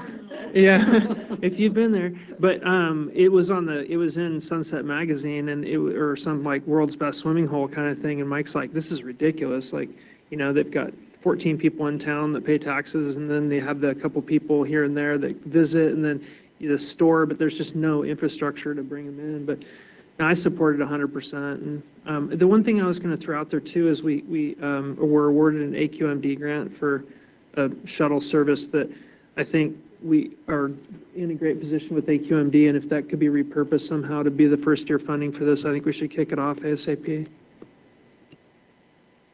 That's one of our thoughts right off the bat. Thank you, Hardy, for that, because I do think that's going to work. And I know, and I think we worked hard with infrastructure. We were trying to get portable toilets in. We have our emergency phone base in. We have worked really well with state parks and BLM. You know, they've upped their enforcement. I just do believe they're still going to come, and if we can find a safer way to manage that, our river ambassadors have done an incredible job trying to educate folks while they're there. We've tried to manage the garbage and making sure we have more garbage pickup in a facility that they can use. You know, of course, we encourage pack it in, pack it out. But I do think, I don't know how, unless you had somebody there supervising how you're going to keep people out of the river areas. I mean, there's just not a way to control it. There's no fencing.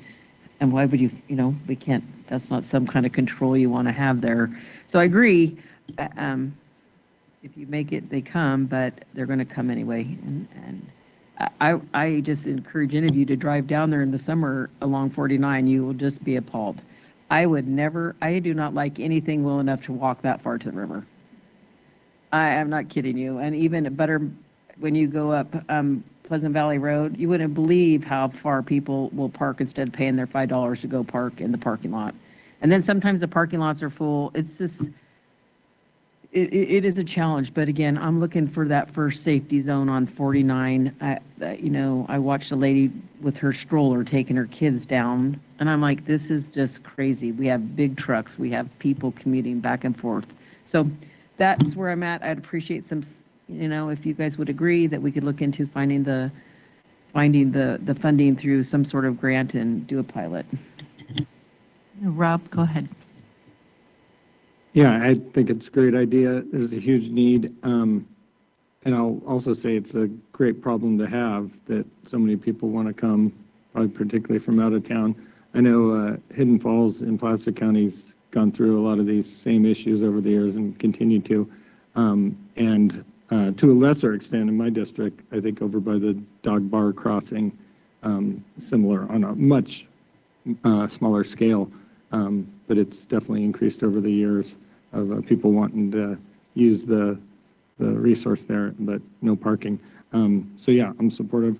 I don't want to keep talking about themes, but I think I was inspired by Gary Bridges' theme yesterday. So, but this is definitely a core service, health and safety, and then even the economic development portion, because we don't want to discourage people from coming. But balancing that with the quality of life, I think definitely centers around this issue.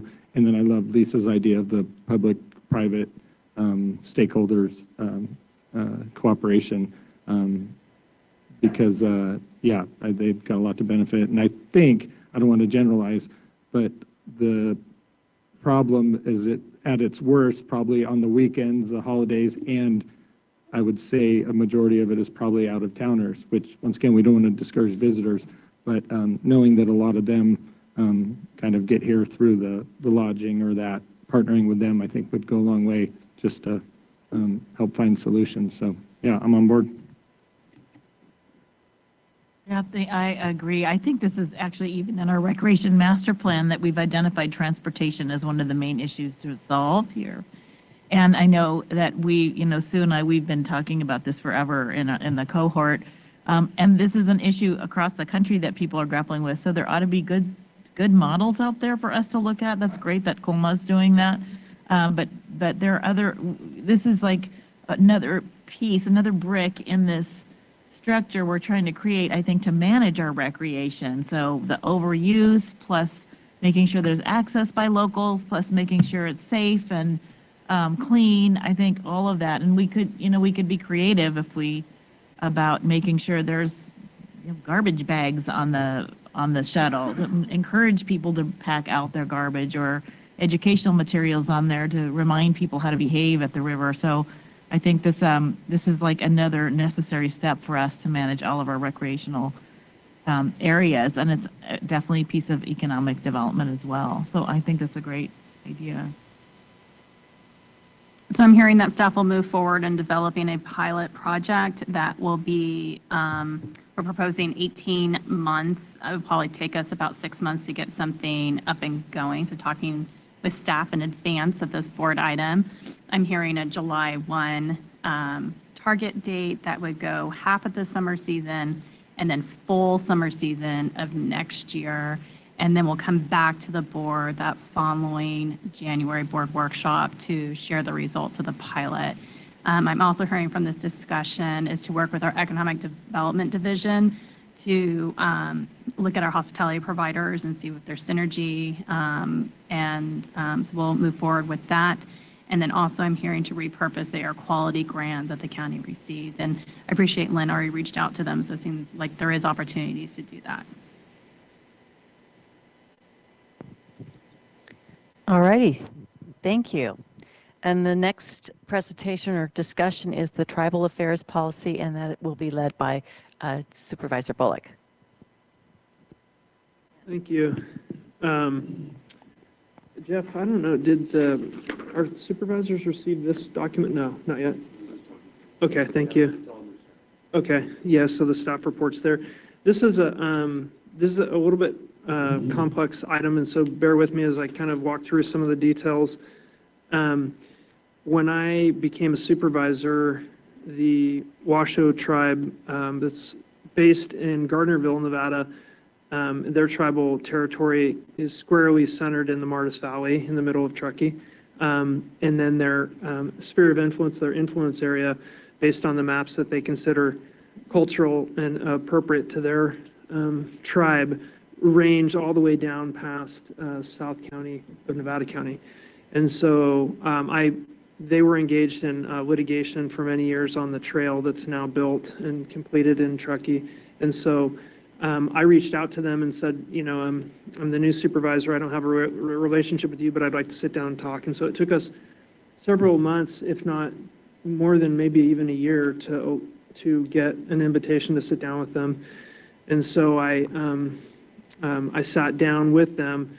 And so let me back up just a little bit. The county doesn't have an official policy outlining the conduct related to intergovernmental affairs between tribes and counties. We have informal operating procedures based on different departments and different agencies, the way that we interact on land use or health and human services or joint jurisdictional funding opportunities and things like that. But there's really no policy that governs the conduct between the board of supervisors and other tribal governments or entities.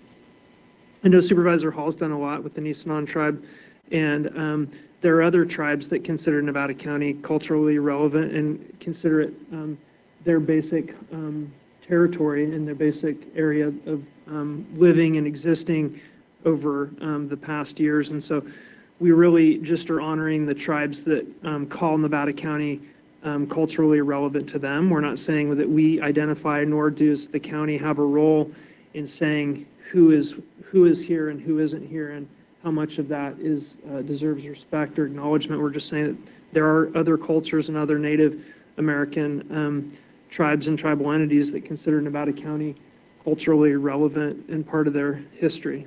So, you know, going back to this meeting, I asked Chairman Smokey if I could sit down and talk with him, and we had this great meeting, and it was fairly superficial, I would say is the right word. Very much talked about what we're doing together and how we can work together and how we can work toward these construction projects, environmental and cultural protection. That was meeting number one. Meeting number two, which I believe is maybe after this meeting, but was a difficult meeting for me, to say the least. And I sat down, and it was a litany of different conversations and storytelling about how my people have created really difficult wrongs, land taking and genocide with their tribe. And so I had to sit, and I had the opportunity to sit there, but I had to really understand from my perspective growing up here in Nevada County what was being asked of me. And what I had come to realize, and Jeff and I and others have talked more about this, is that it felt like the first opportunity to really take on this conversation that had deep meaning to them, and also part of our heritage that neither of us understood how to necessarily communicate and talk about. And so what I realized at that moment is that we needed to further this dialogue and have some sort of framework around talking about these really difficult pieces of our history together. And I'll never forget, in this boardroom, Chairman Smokey is sitting across from me, and when he mentioned these things to me, kind of the pain that I felt in my heart, but I just had to pause for this period of like 10 seconds until I could kind of compose myself, because it almost felt like the weight of hundreds of years of this kind of misinformation and miscommunication had come over me, and I'm standing here kind of as an opportunity to say, hey, how can we fix this? And I didn't have any solution. I didn't have any words, I really didn't have any spiritual energy to dedicate to it. I was just kind of stunned. And so since that period, I think Jeff and I have talked a lot about how can the board as a whole create a policy whereby we respectfully join in these conversations that have been so difficult for us for so long. And what came to mind is really the work that we did on the JEDI subcommittee, where you're using your relationship and your language to give people enough space to talk about things that you have to get through, but you kind of bump elbows and you have to bump along a little bit. And I don't have the answers in front of us, and nor am I here today to ask you to find answers. I'm just thinking that if we could direct staff to get a policy where we could create some formalization to that communication, that chain of communication between tribal entities, all tribal entities, and Nevada County. It would benefit us in the long run from a cultural, a human perspective, and we could start, getting these relationships established. The other piece that I'll mention before I stop is that at the end of that meeting, what I said was, among other things, saying, I'm very sorry about your loss, but I also said, how can I establish a meeting with you and a relationship with you to come here and talk about these things? And what I heard was, you don't have standing with us, so we're not going to accept that. We're not inviting you to come here and talk to us again. And so that really was, it was a difficult thing for me because I really wanted to have those conversations. But since that time, Jeff has kind of chronicled in this memo that I hope he'll share with you that, we've worked to get our tribal educational partnership together. We've worked to do some cultural resource protection. We've had meetings related to water quality and different tribal land uses. And I think the Washoe tribe at this point is really appreciative of what Nevada County has done for them, and they acknowledged that publicly at the Sustainability Summit. So they talked a little bit about, Chairman Smokey talked about how happy he was to be integrated with Nevada County. And I think Wade Crowfoot mentioned the same thing about the importance of that. And so I think we're getting to a point where we have a real opportunity on our hands to create inroads with some of our tribal partners and do things for the right reason, and also have some tough conversations that maybe will lead to some understanding of things we haven't talked about in a long time. So really, I'm not asking for any resources more so than just some ability to do some policy work with senior staff and reach out to other people in this space, NACO, CSAC, and others who have experience here. So, open it up to questions and comments. So do you mind if I weigh in first here, Hardy? Because I've had some conversations with Hardy and Jeffrey based on my experience. So when I worked with EPA, one of my jobs was overseeing solid waste and recycling programs in 4 states and 127 tribes in California.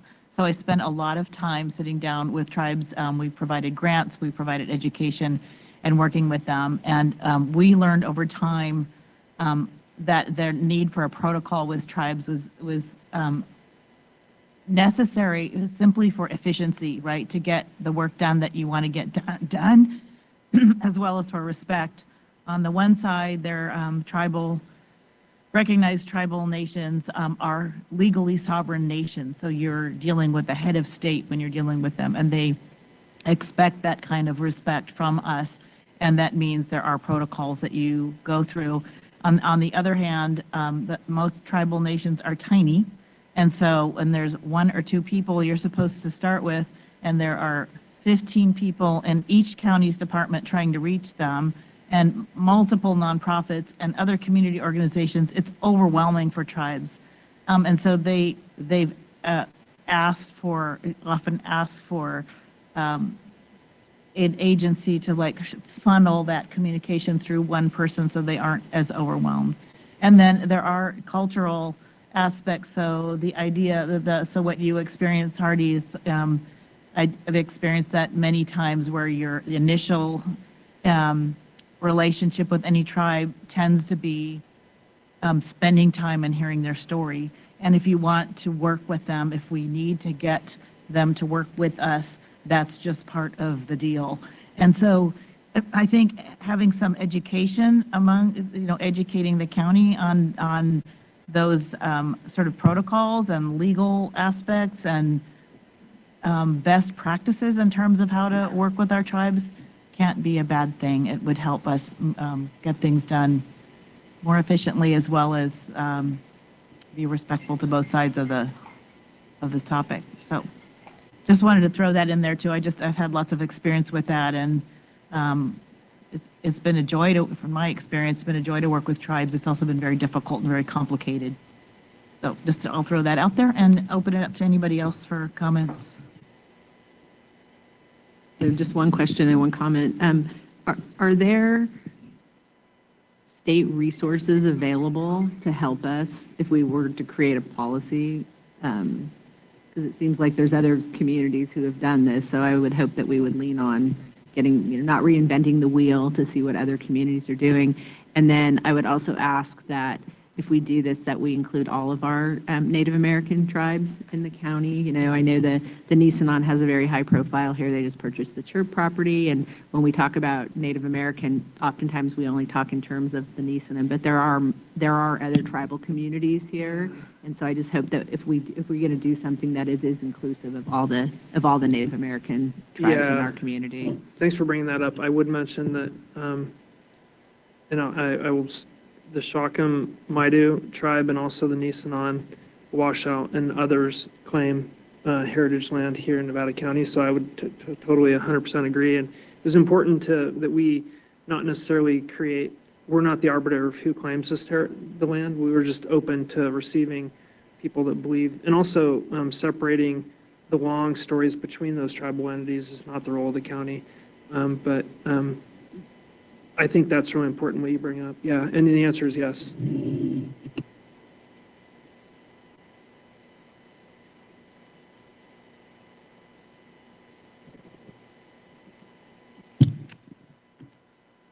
Well, I would support this too. I like Lisa's idea. I know, so Tuolumne County, they have a really great working relationship there. And I'm always interested. I'm on the water board there, and the work that Barbara had done with the tribes, and they have a really good working relationship. And I think it is important. You have to learn how to talk to people and be in their place, their space with respect. So yeah, I think, Hardy, you've been really living it. I was always impressed the first summit when Smokey came. So I think you've made great headway there, and there's got to be a relationship when you have folks, we all live amongst each other, and we have to be integrated, right? I think it's important to I think what you experienced is probably very real, and a moment that a lot of us don't get to experience. So thanks for sharing that. We can watch it and read it and hear what's on the TV and all those things, but to actually sit in a room and have the opportunity to have that sit down, I think it's a very special thing that you got to experience in its own way. So I would support having some sort of, I think, again, don't figure it out. Let's see who is really working on it and find the words and how it would go into our program and make it fit. We do. I mean, our Nisenan, I feel like we've worked really hard on this in our county. I think we've had a real open arms and really tried to have that relationship, especially with ours not being recognized and all the work that they're doing to do that. And I know actually I talked to Marie Alvarado Gill about this. She was helping some other tribes with recognition, and then we got separated on our conversation. But it's something that I thought that they need to even readdress at some point with her, because she was making some real headway there. And then, so anyway, enough of that, but yeah, thanks, Hardy. No comment, Rob. Okay. Okay, so I'm hearing that we will support your chief of staff in developing a policy that will be brought back to the board of supervisors to formalize how the county could work with tribes in Nevada County. I'm also hearing to do this in coordination with CSAC and NACO and to look at Tuolumne County as a model. And then lastly, include a staff training component.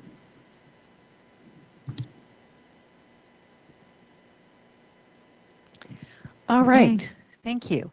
So this next conversation is going to be led by Vice Chair Lisa Swathart and this Community Spay and Neuter Program. And Chair Hall, do we want to stick with the 20 minutes on the clock, or do we, okay, we'll stick with 20 minutes on clock. And we have plenty of time, actually. So we could put 20 minutes or 30 minutes on as a guideline. The puppies are coming, so could we have them parading in for everybody to see, just for puppy petting, yeah. I know. Can we get them over here? I did ask them to find some good puppy pictures up here. Kind of want to tug at your heartstrings, similar to the SPCA ads that ran on TV with the dog. Yeah, I have to turn them off because they're so sad. So anyway, thank you for the opportunity to talk about this. So I think we all know that our animal shelter is at maximum plus capacity, and it has been for several years.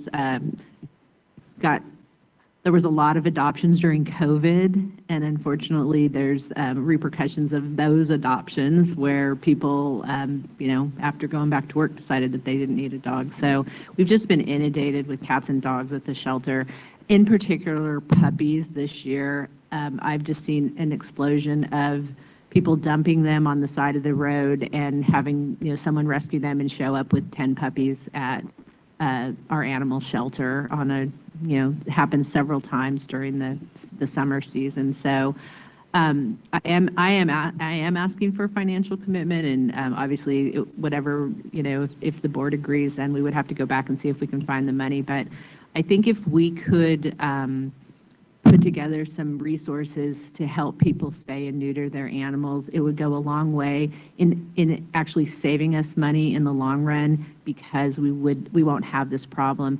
I know, we have capacity, I believe, for 28 dogs at the shelter. At some point, there's up to 50 there, plus another, I'm not sure how many that are out in foster care. And if we can prevent unwanted, dogs and cats coming into the world, we'll be able to run our shelter better. We'll be able to take care of the animals. There'll be, more adoptions, and so I just, I would ask us to look at doing this and not look at it as, we're spending all this money, but look at it as an investment and eventually in cost saving. And I will turn it over to Lori and to Stephanie Heckler, and they have a lot of good information and statistics, and then happy to answer any questions after they're done. Thank you, Supervisor Swarthout, and good morning to Chair Hall and all supervisors here this morning. I compiled some information just about our local shelter that I think will be in support of the community spay and neuter program. Just since January 1st, we've seen 118 animals enter through our shelter doors. Of those 118 animals, 32 of them were puppies and 22 were kittens. That's almost half of what we're seeing, and that's not anything that's outside of the norm of any other month that they're seeing throughout the year. All of those animals are being spayed neutered, especially the kittens and puppies, and those are costs that are being consumed right within our own county and our shelter and Sammy's Friends, who's operating it currently. And also the adult dogs and cats are coming in, a majority of them intact and having also to be spayed or neutered, which is great because we're assuring them that they're not going to go out and reproduce, but those are costs that we're taking on. In December, the Nevada County Animal Shelter had 121 spay and neuter operations that took place just in that 1 month alone. And that's something we're seeing, and they're behind, and so they're trying to catch up to do that. So the good news is, again, we're getting them spayed and neutered for them to go out in the community.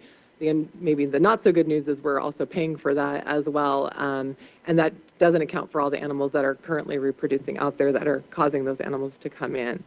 In 2024, the calendar year, our county shelter received 435 kittens and 227 puppies. That's 662 total of animals that we fixed and then adopted them out to their forever homes. This is all through surrender, seizures, and abandonment, but that doesn't account for all the animals that are being put up on different social media sites that are going from home to home, and there's no guarantee that those animals are being spayed and neutered. So some of the spaying and neutering facts is that it's really expensive when you're doing spay and neuter. And the average here for our county, and I did a bunch of phone calls out to different vets around the community just to understand a little bit more of what an individual would have to pay, is anywhere between $350 to $750. And that's just for the surgery alone. That doesn't account for blood work or rabies or anything else that's required as part of their visit. So that's a pretty huge lift for our median household to take on. So that's something to really think about in terms of what our community is faced with. There is 2 low-cost spay and neuter networks here. There is Animal Save, and then there is the Auburn Spay and Neuter Clinic. Auburn Spay and Neuter Clinic is the lowest cost. They are so inundated that the last time I was on their website, they weren't even taking any new appointments. They basically said, don't call, we're not accepting, we'll let you know when we're up and running again. So there isn't a lot of low-cost options to really give our community an opportunity to go in and do the responsible thing of having spay and neuter. I think what's even more important is sharing the boots on the ground. So I'm going to turn it over to Stephanie Geckler, our lead ACO. Yes, good morning, supervisors. Thank you. And Shannon, Sheriff Moon. So yes, I am the boots on the ground for 15 plus years. And I just wanted to point out some real life examples to support some of the statistics that Lori shared. If you look up at the top right-hand corner of those kitty cats, that was an elderly couple who lost their home and moved into their travel trailer with their one dog and two kitty cats. And within a year, there was an explosion of litters, and they showed up at the animal shelter with 100+ cats inside that travel trailer. They were all obviously inbred and very sick with a lot of skin conditions because the very high ammonia levels inside that trailer. And so when all those kitty cats stayed at the shelter, and then we were then responsible for having them spayed or neutered, could have easily been prevented with one spay and one neuter of those original cats. I will say that in the last 2 weeks, I've had 5 animal seizure cases involving puppies, 27 puppies, mostly puppies, some dogs. 2 were deceased, likely starved to death, and 1 died in my partner's arms from starvation. And the common thread with all of these 5 cases is that they were unwanted litters. And so we're dealing with this quite often, more than I've ever seen, and we're dealing with the tail end. So we're trying to fix the problem with these litters, and really what we need to try to do is focus on preventing this, because it's not only the unwanted litters and the cost of spay and neuter, but it's also the result of the neglect, because it's once you have a litter of puppies that you're obligated to care for them, and that's not just spay and neuter, it's also food and whatnot. And so there's certainly a trickle down effect with these unwanted litters. So I just would really encourage people to remember that those 100 kitty cats could have been prevented with 1 or 2 spay or neuters, and then the result was more than 100. So thank you. Supervisor Swarthout, I can say a couple words too. And Lori plays a primary leadership role in managing our current animal shelter contract. Obviously, Stephanie is our resident expert in everything animal control and animal sheltering over the last 15 years. So really appreciate both their work. This is a unique opportunity because in the animal sheltering world, we spend so much time being reactionary. And this is a unique opportunity for us to go on offense that will serve us well in the years to come, not just for the health and safety of our animal population, but also of our residents and the sustainability of our shelter. So really appreciate Supervisor Swarthout's leadership on bringing this forward. It's a unique opportunity for us to partner to solve this problem with the community long term. Thank you, and thank you for the presentation. Great statistics.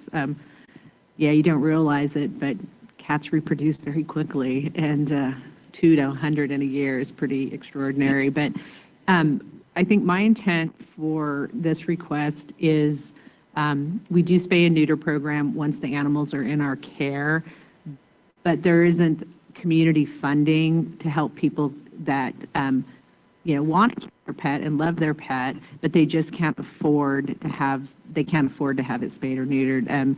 I know during COVID, some of those costs were up to $1,000 on a large dog and that's just unattainable for people, especially as the costs of everything else have gone up so drastically in the last few years. So I think an investment in a program like this will, like Craig said, is a preventative measure. In the long run, it will end up saving us money.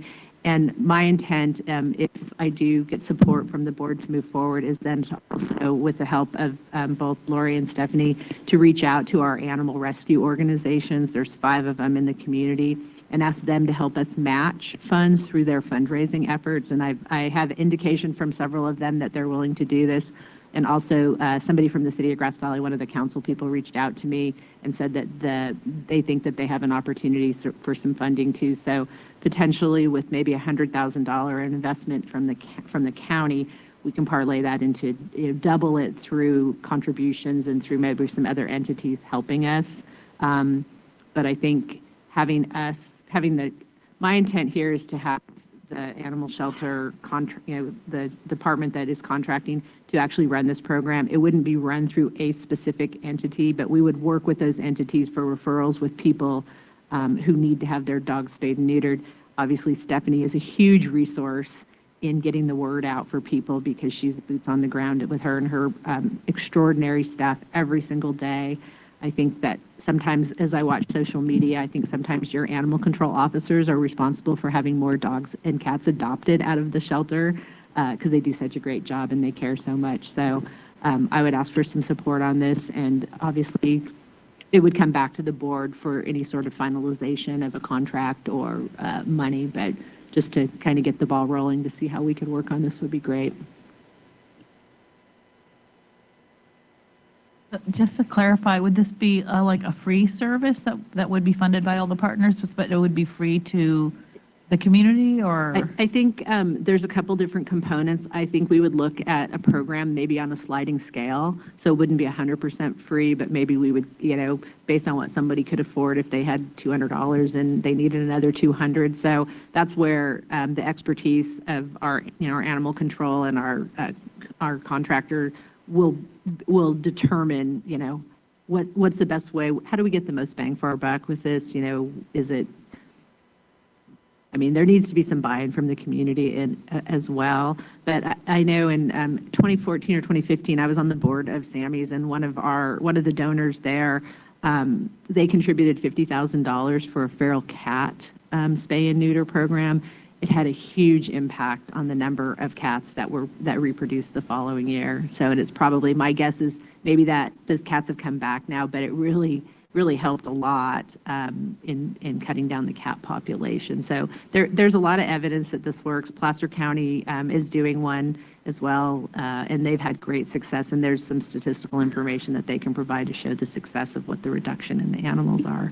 But I think the program needs to be determined as what's going to be the most effective for the community. How are we going to reach the most amount of people to have this taken care of?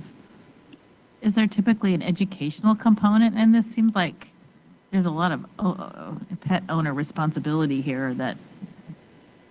That would be part of it. And I think we would work with our animal rescue organizations on the education part. I know Sammy's probably gets, 20 phone calls a week from people in the community who are looking for financial help on these issues. And so I think definitely an education component. There's a need out there. We would just need to educate the community about what our resources would be for helping them. Okay, open it up to comments.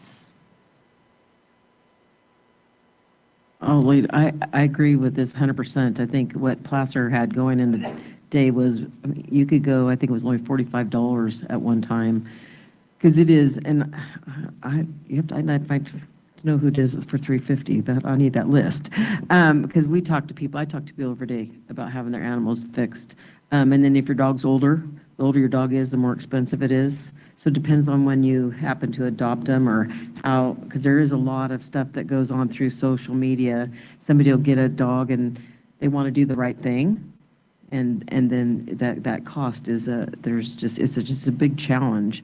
And do I think we should be paying for everybody's spay and neuter? Well, probably no, but we're not ever going to get ahead of this if we don't. I think that's the big challenge, just like Lisa was saying. We used to have a program, I remember that, with the feral cats. If you caught your feral cat, you could take it in and we would get it fixed, and then they would give you the feral cat back because you were taking care of it, right? So that was huge, and we saw a real decrease in numbers, and that's been quite a while ago, but I still see kitties around with notches, so I know that it still works, especially in a rural area. And that story about the 100 cats, you guys did a job down in Penn Valley that with kitties like that. I don't remember how many you caught. It was an older family, and they were just feral kitties all over the place. It was the craziest thing I ever saw in my life. So I do support this. I mean, I think long range, I think big long range, I see having a vet on staff and doing this. I think that is going to be the real answer to making this happen, is the amount of money you would pay for a vet to be on staff versus the medical and the cost of supplies is going to really outweigh everything in the long run. I know that's something we're going to look at with maybe the new shelter as it comes, but this is definitely the only way we're going to get a handle on this, I believe, especially. And I do appreciate the work you guys do, Stephanie. Your team is doing a fabulous job out there. I think your relationship you're building in the community is huge. And my heart breaks when you have to go to one of these kinds of things, because those old folks just didn't know. You know, you ended that and you handled it with such respect and for the critters. And so I just want to appreciate the work that's being done, but we do need to make your job easier. Thank you. So I would support this. Just real quick, you know, we do a lot of work in the licensing arena, and I didn't know if there was, I had heard that there was a component of maybe the licensing offsetting some of that funding and maybe an opportunity for an increase in, not necessarily the fee, I'm not talking about the fee, but an increase in the enforcement piece of licensing in our community. Did you want me to speak on behalf of that program? Yes, so the Sheriff's Office Animal Control Division is looking into implementing a new licensing program that will likely significantly increase dog licensing, but at the same time offer an opportunity to the public community members to contribute to a fund, which could, of course, be a spay and neuter fund. And in addition, if people were to purchase a more of a designer tag, 20% of the proceeds of those designer tags would go to a fund that we would designate. So we are actively looking at this program and would like to implement it if it's approved, and it could definitely be another resource for funds to aid in the spay and neuter fund.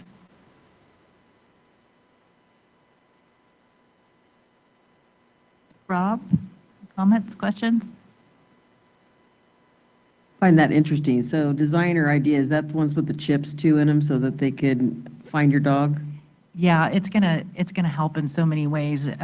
That's a grand idea. Yeah. I think another thing though, I'm just back to that. Hopefully that people, you know, if we had the licensing and oh gosh, your dog's not fixed, there'd be the opportunity to say, here's a certificate. I mean, I think there's that would work with education as well. I mean, when we're charging, I love that idea, because how many dogs get turned in and we don't know where they go, and people are looking for their dogs. I know over 4th of July and New Year's was a crazy day for dogs specifically, and we didn't know how to get the dogs home. So I like the licensing and that's a great idea. So can I, Lisa, or somebody can we clarify if this is a one-time investment or an ongoing investment, or what are you envisioning? I envision kind of like a pilot program, like what we've talked, try for a year, see what kind of results. I know the Sheriff's Office is looking at this new licensing program. They demoed it for me. It's fabulous because it provides so much information, and it just makes it easier for people to be able to license their dog and then also to find their dog if it's missing. So, but I would say, ask for a year to see how it goes. I don't envision it coming to us, it'd be great to start it July 1st when we start our new calendar year. So maybe we look at, we revisit in January next year or January the following year to see how effective it is. And also, I think if we start this, the community funding will come along for it.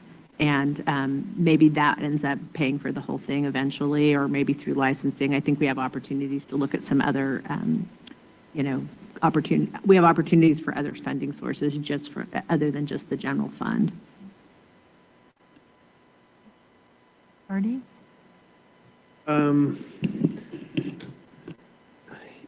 I support it because I think it's going to be a long-term cost savings. I do want to talk a little bit maybe about the education of the people who allow this to occur. It just troubles me a little bit because the simple math on those cats is $70,000 worth of spay and neutering that somebody's, I mean, it's just staggering kind of the amount. And my joke, and it is a joke, is I like pets, but it's, sometimes I get a little bit, I'm torn a little bit because people make these choices that then become the government's problem. And so I just want to talk a little bit about how we can ensure that there's like an educational campaign that goes along with it to keep people from making silly mistakes with pets.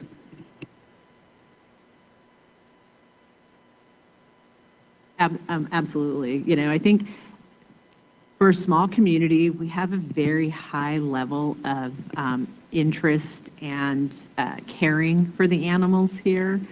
And so I think if, under the leadership of our county folks, I think we can put together a really great educational, opportunity.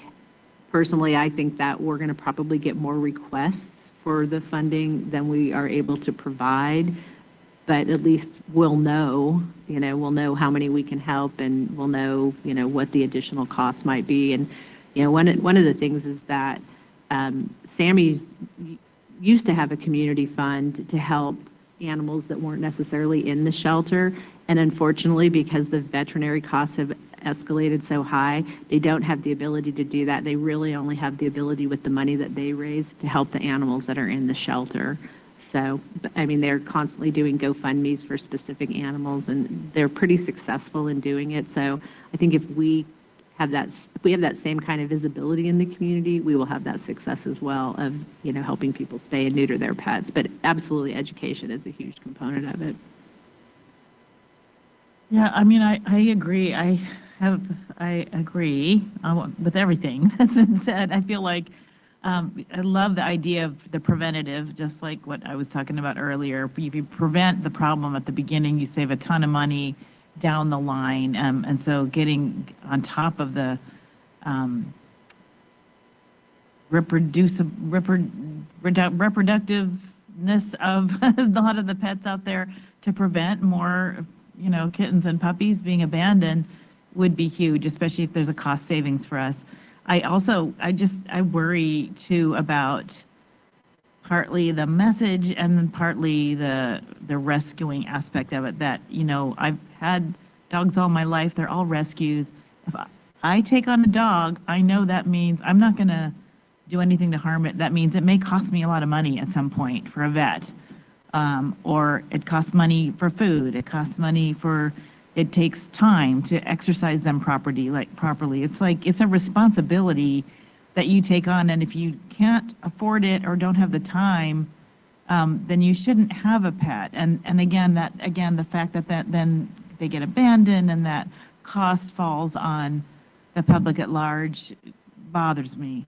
So, I mean, I would say there's a part of an educational campaign, but also, I don't know, I'm sure, I know you enforce against really bad pet owners, but maybe some of those funds or maybe more I don't know. I don't know what the answer is on that one, but I would love to make sure that we're balancing it also with, requiring pet owners to be responsible and making them accountable. I would like to speak on the education part that there's some concern about, because what I'm seeing more often is there is the desire to fix their pets and to take proper care. And in one of the cases in this past 2 weeks, we were going to show a video of her because she was in tears that this accidental litter happened. And so the desire is there. That's what I'm encountering, is they want to, but the availability and accessibility to get an appointment and then have to decide, do I feed my kids or pay my rent or fix my pet? That is where the decision is. I just adopted a dog not that long ago, and I paid $750 to have her fixed. So it's not cheap, and I do see that people really do want to do the right thing, but they're having to make those decisions that are difficult. So the education part, I believe the public is going to be very receptive to, but I think it's in their mind, in the forefront of their mind, that it's a requirement of proper and appropriate pet ownership, but they're having to make difficult decisions. That's heartening to hear. Thank you. Right, any other comments or questions? Okay, Allison. All right, I'll go ahead and summarize. So please let me know if I'm capturing this correctly. So what I'm hearing is board support to contribute a county allocation of $100,000 one time only for 1 year as a pilot beginning July 1, with the intent to leverage current license fees programs in the sheriff's office, as well as seek community match. In this pilot program, I'm hearing it's important that would be a sliding scale, that public education would be a strong component. I want to recognize our media in the room, UBNet, has already committed to partner with that community outreach campaign, so appreciate that. Also to frame it as a prevention program with the goals of long-term cost savings, which directly involves staffing, excuse me, and sheltering costs. So we'll be sure that staff include metrics to demonstrate that long-term cost savings and then report back to the board at the end of the pilot. Okay, nodding of heads. Okay, thank you. And then Director Griesbach, is this manageable to have an implementation date of July 1? Yeah, I think that's manageable. And we're excited to get this going. Okay, great. Thank you for your effort. Thank you. The Pets of Nevada County, thank you as well. Maybe next year we'll all bring our pet with us to the meeting and to share our experiences. All right. Thank you, Vice Chair Swarthout. And this is our last, the next presentation is our last board-directed items, and this is microtransit pilot in Eastern County, and Supervisor Bullock will be leading this discussion. Yeah, should be very quick. The current status, so we have Nevada County public transportation west of Donner Summit, so essentially western Nevada County, the traditional methods, shuttles, buses that we already know about. In Eastern County, the town of Truckee takes its regional transportation funding and creates its own program. And a long time it's been the Night Rider program or TART, and now it's TART Connect. And they've applied for they've floated a bond and the bond passed. And so now there's permanent funding for long-term microtransit in Eastern County. That only covers the incorporated areas of Truckee. And so you have Hurstdale, Floreston, Soda Springs, Donner Summit, and Povada and areas east of Donner Summit that are without public transportation. And so conversations with Robin and also with Alfred Knotts, who's the transportation director for the town of Truckee, just trying to understand, is there demand for public transportation? I believe there is some level of demand, but it's just unknown at this time how many people, if there was service, either microtransit, TART Connect, shuttle services, et cetera, who would use those services? The other piece is there's two scales of transportation that occur in Eastern County. One of them is TART Connect, microtransit, right? So people going from point A to point B. Then there's peak period transportation challenges, like massive amounts of people going to Palisades, into North Star, into Donner Summit. And so there's two distinct problems. What I'm talking about today is really not trying to jump into the mass transit space, because Placer County has all kinds of transportation infrastructure projects like the triple wide on 89 and modifications to the mouse hole, train track crossings, and Caltrans is working there too. I think that's a regional piece that I am engaged in, but it's not necessarily what we're describing here today. What I really wanted to do is just see if Robin has been very helpful in understanding how Nevada County and NCTC and our departments fit with the town of Truckee. I'm just really looking to gain some data and understand if there is demand for microtransit services in the unincorporated areas near the town of Truckee. So that's essentially what I'm asking for, is that Robin, his staff, or our staff could collect a data set that would help us understand if there was any demand. I will say I am not, I don't have any predetermined bias in what that demand may be. It may come back that there's very little. It will likely come back that it's not economically feasible to provide transportation in that area, and that's fine as well. I just want to understand it, because what we have found in Truckee is that when you provide microtransit or transportation systems that work for the people that use them. It's it's like the more you use it, the more people use it kind of thing.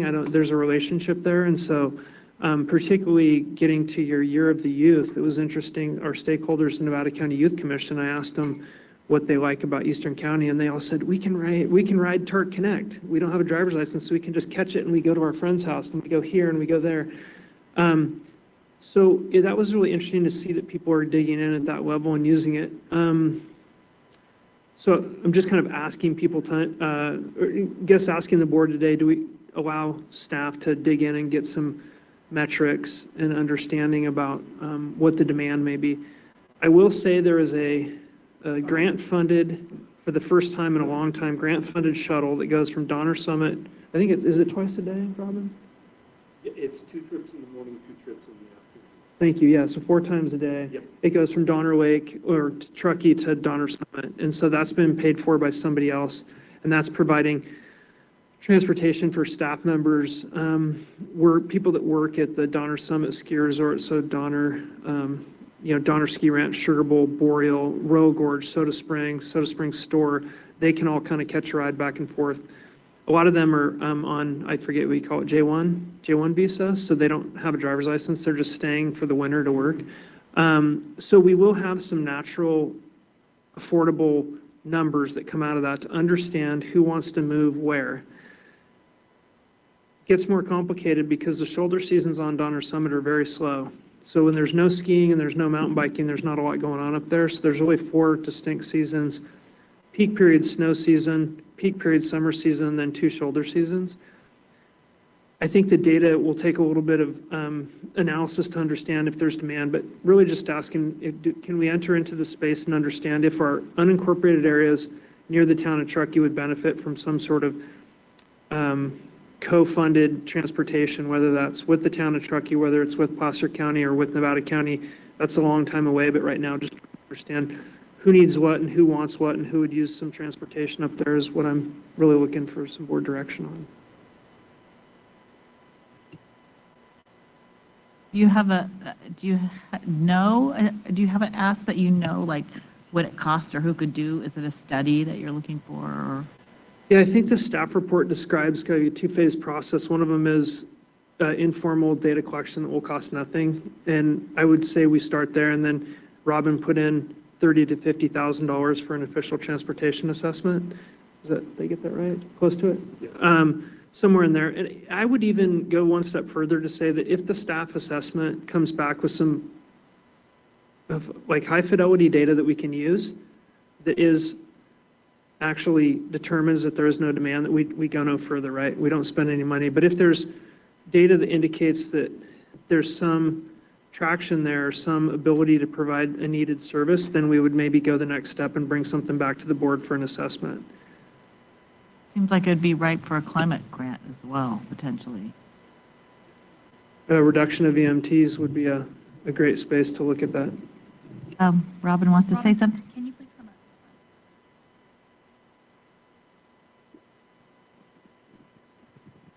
up? And please introduce yourself. So I'm Robin Van Valkenburg, Transit Services Division Manager for the county. Just wanted to offer a secondary sort of component to this that we can incorporate that would not necessarily cost any additional funding. Western Nevada County, the Transit Services Division, in partnership with NCTC, is preparing to undertake a comprehensive operations analysis of our system. We could also include potential summit services as a part of that study that has already been funded. So we could include that. It would be a longer term timeline in terms of providing solutions, but we have the ability to incorporate that in to look at the potentials there, and it would give us the ability to have a consultant on board doing some good, solid, in-depth survey work in partnership with the town and NCTC to provide great info for this. And what's the time frame of that existing projects? I believe the RFP for that is supposed to go out in February, with contract probably happening late March through NCTC. And then that's a 12 to 18 month total process. So would there be time to incorporate this into that? Yes, we could RFP? incorporate it into the scope of work. Okay. That sounds reasonable. I wasn't aware of that. Or maybe you said that to me before and I didn't catch it. But yeah, that sounds great. I mean, I think it's not going to be something we're going to solve quickly.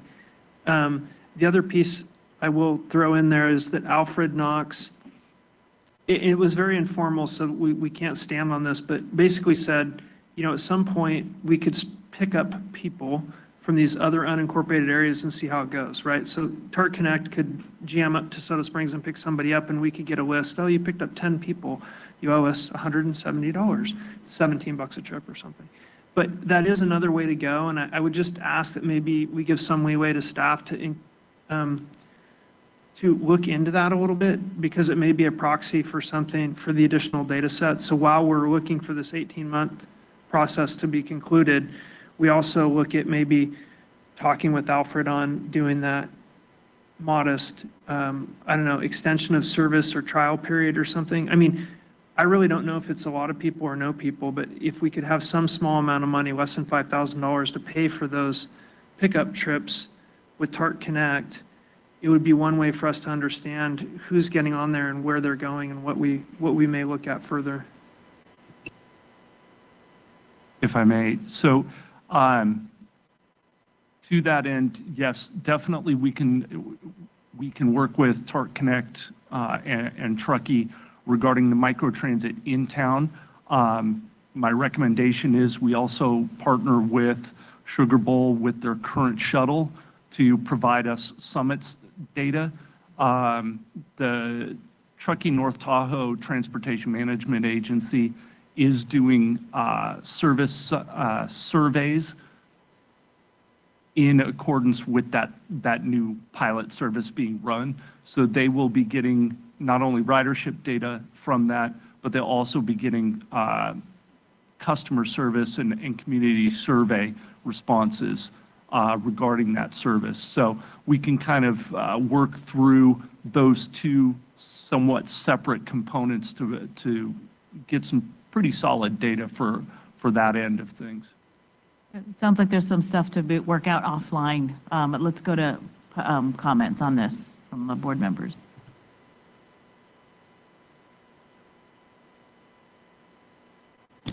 I don't really have any comments, but I agree. Robert brought up the study, and that was my thought that went right through. Why not add that to it? So I support looking into this. I think it's not going to be a big push out of staff time because it's already, we're hiring a consultant to do it. So I think it's a good idea. Thank you. Rob? Yeah, no, that was awesome, the interaction, because it seemed like problem was almost solved or a solution was found within a couple minutes. So yeah, I think it makes sense to move forward. And I like the sound of a pilot program. And that I think in a broader scale, it allows one of the criticisms of government is we're not flexible, we don't move like they do in the private sector. So I think trying these things, getting information, seeing how it works, and then changing course if we need to, or building on it. I love that. So, and it sounds like this is a minimal cost up front, something we're already kind of looking into. So, yeah, I think it's a good idea. And Lisa?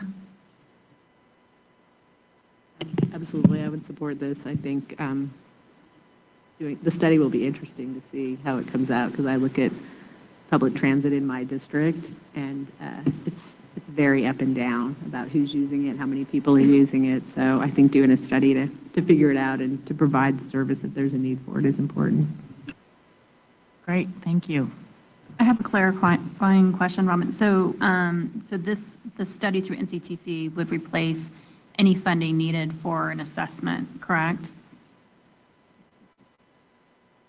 Yes, reasonably speaking, we could use current data sets that both Town of Truckee and the Sugar Bowl Shuttle will provide to the COA, and that's currently funded. So no additional funding should be required to complete the study. Okay, and then Supervisor Bullock, I want to make sure that the timeline that's being proposed by staff is meeting your expectations. So what I'm hearing is that the study would go out to RFP, would start in February, March, and it'd be 12 to 18 months, and then we would be bringing back the results and recommendations to the board. Yeah, that's what yes. And then I threw in the other piece about being open to talk to Alfred about a really modest expenditure to cover some Chart Connect activity that I think Chair Hall said deal with it offline. And so maybe Robin and I could talk and come back about that. Okay, so what I'm hearing is board support for a study for microtransit in Eastern County. Staff is charged to work with NCTC for an assessment that would go from 12 to 18 months, bring back those results to the Board of Supervisors for direction. I'm also hearing to commit up to $5,000 of general fund to reimburse for transit trips in unincorporated areas to help assess the current demand in Eastern County. Okay. Yeah. Great. Thank you. Okay, we've gotten through all of our board items. Lori, you want to?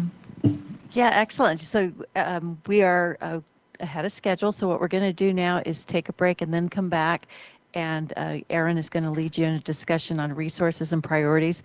So we'll set the clock for 15 minutes, which brings us back at about 11:07, thereabouts.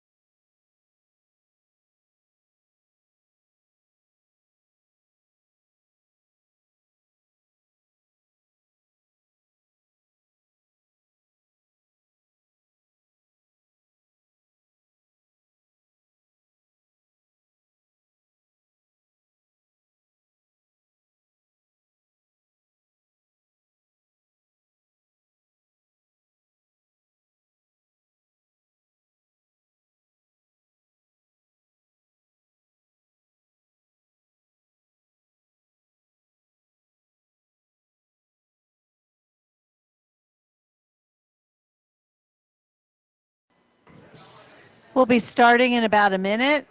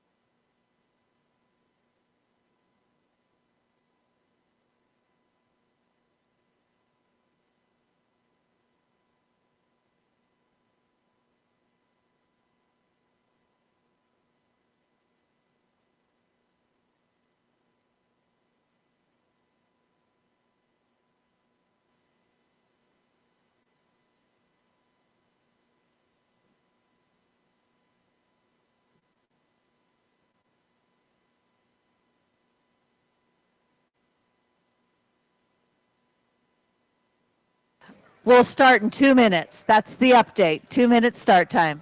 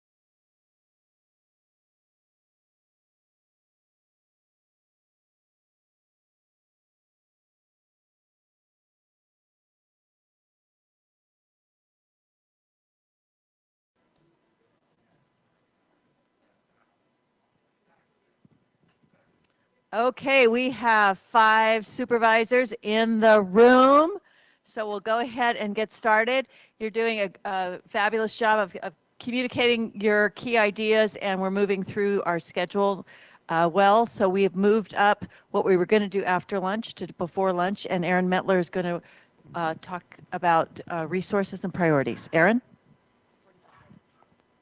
All right, let the fun begin.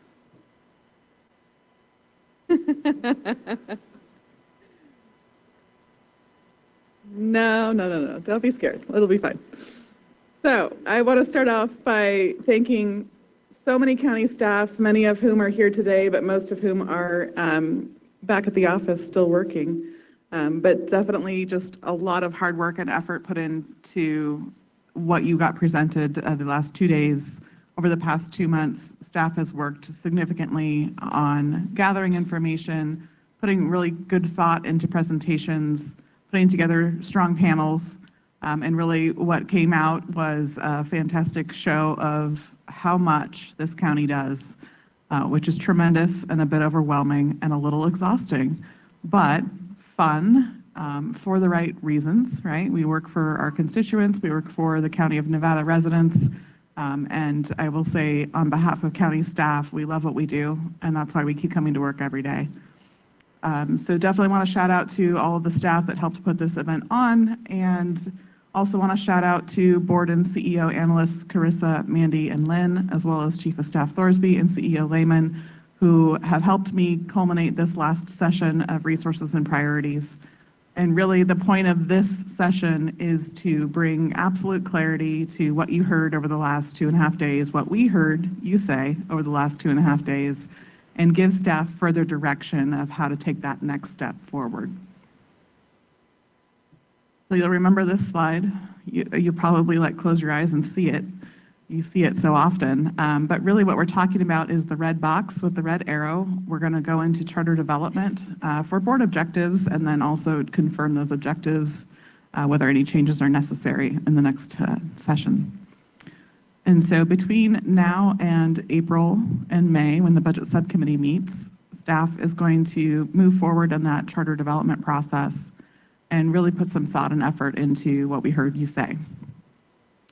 So this is a little chart that shows from how do we get from policy direction to project charter.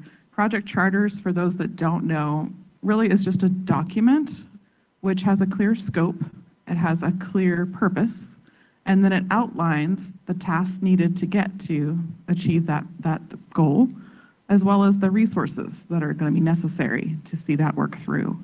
And so it's a planning document, and it's intended to level set all of the direction that we receive from the board and put it through a process here where we get policy direction, we develop this project charter, we identify all of these things, we bring it back to the board to confirm, okay, now that we have a little bit more information, now that we know how much resources are going to be needed, do you still support this effort moving forward at this time? Again, we're not asking you to allocate funding. We're asking for you to allocate prioritization. So is this the top priority or the high-level priority that you want to see staff work on over the next couple months? Once we confirm board direction, which will be at a future board meeting, likely in late March or early April, those items going forward that need resource allocation will go to the budget subcommittee, and that's where resource allocation will happen. So your budget subcommittee is really kind of that working group that, in conjunction with department presentations and myself and my staff, will be working through how much money do we have available to dedicate to these projects and where is that prioritization coming through. Those projects will be incorporated into the 25-26 budget proposal and then come to the full board in June for adoption. So that's the process that we've outlined. The objective for this session today is to confirm policy direction. And so I've broken up all that we've heard over the last 2 days into what was ready to proceed. We heard very clear direction. There is no resource gap at this time. It's more staff work, or it's continuing down the same path we're going. It's advocacy, et cetera. You'll see a list of those so that you can confirm that that's the path forward. There's going to be some projects where there is a resource ask, and you may or may not have heard that resource ask over the last 2 days. We're not going to talk about committing resources at this time. Again, we really just want to focus on, is this the right scope? Is this the right what? And are there any questions that are left unanswered that require more staff work and time to prepare for that eventual ask? And then we want to align with our budget development process, those items. Again, we'll return to the board in March or April with those project charters with a lot more information. Any questions before I dive in? Okay. So here we are confirming what we heard. This is where direction was provided. So for our legislative platform, we heard that we need to make some modifications to confirm that there's advocacy around fire district funding, changing that mechanism to help support our fire districts, which would in turn support our special districts. We would like to oppose state cannabis tax increases, and we would like to support local control of burn day designations. Any concerns with that? Started leaning in. I'm remembering saying we should be advocating on that too, and trying to remember what that was. Might have been pointing at Jeffrey, might have been about housing. Yeah, I've listed out everything that the board, I think those three are specific to the legislative platform. There's also, I see. There's also direction to, here, advocacy, need more advocacy on housing at the state level. So that will come in later. But Yeah, okay, so that wasn't got it. necessarily in the platform changes, but Right. that was noted in action. Okay, thank you. question? Yeah, just one question. So I know we were talking about the cannabis tax increases, but also there was, I just want to make sure that we can advocate against, I think that was the hemp thing that they're bringing forward. We didn't want that to affect our county. Is that in our platform? That is in the platform. Okay, just making sure. Other comments, things missed, or clarification from the board on the legislative platform, not advocacy in general? Thanks for that clarification. All right, moving on to core services. This was my presentation, so I heard direction to proceed with a capital project reimbursement resolution that will come back to the board in the next couple of months. Again, that is a safety net, if you will, to capture any capital outlay costs that we incur up until the point in which we issue bonds. We will then have a decision point that the board will be making as to whether to reimburse ourselves for the outlay that we put forward. Also, future board workshop on debt financing. We will do that at such time as we have more clear identification of specific projects, specific dollar amounts, and a recommendation on debt financing, both in timing and in scope and in debt service load that we're requesting. So that is going to stay a little bit in flux until we get more clarity around those projects and that timing, but you can expect that we will have a board workshop where we're not asking for any action. We're educating you on the process and the opportunity, as well as the recommendation of staff. You have an opportunity to discuss, just like you do here, that option, and then we will bring it back after that for specific board direction. So hearing that you want a more interactive process as it relates to debt financing. And then the budget subcommittee will be working with myself and my staff to utilize consultants to update our fiscal policies specific to pension and debt. There will be an update to the fund balance policy where we will look at how to be more flexible with our allocations for one-time programs at the direction of the board, as well as come up with a process for kind of mid-year, mid-cycle requests that come up to meet the needs as identified by your supervisors. And then also to review the current request for staffing change, or RSC, process and vacancy review so that we can be nimble when it comes to staffing requests. I think, Hardy, correct me if I'm wrong, the RSC review was specific to one or two offices only, or? Just, excuse me, I was just thinking that going through the, chair and vice chair that this year, when you're in the budget subcommittee, if you have the access to the executive staff, just talking about being nimble and being able to respond quickly to RSC in our requests. office specifically? The countywide, I mean, I think if Allison and her team wanted to think about nimble is what comes to mind, if there's changes or demands. Yeah, so the staffing request goes through the CEO's office, and it's very intentional, so you don't have mid-year staffing swings either way, but we're happy to take a closer look at our practices in coordination with the budget subcommittee. And that's what I'm asking for. I'm not asking for changes, just maybe an inspection of that process. Yeah, no, we welcome that. Thanks. Clarifications by folks? Okay, just jump in, you guys, if you have clarifications. Don't wait for me to. Okay, thanks. Go ahead, Erin.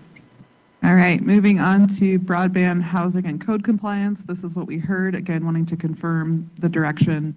For broadband, the cell tower ordinance in particular, we will be holding a community meeting ahead of the Planning Commission action to be very clear about what we're talking about in terms of the ordinance and providing some additional education to our constituents. Under housing, you directed the creation of a new division and adding a director position to coincide with the new budget year. There's additional housing recommendations that you'll see coming up in the future, but this is one that was clear and I don't believe needs a project charter to complete. And then for code compliance, you directed us to maintain our current complaint-driven process. You would like to see a prioritization on significant health and safety concerns, but otherwise not change that code compliance process. I feel like we also affirmed the addressing code cases that were 3 years old and older. There was a series of items on that slide that we also, I think, agreed to. Is that going to come up later, or is that just assumed? So that's confirming our current process. We currently look at those I see. in that way. Thank you.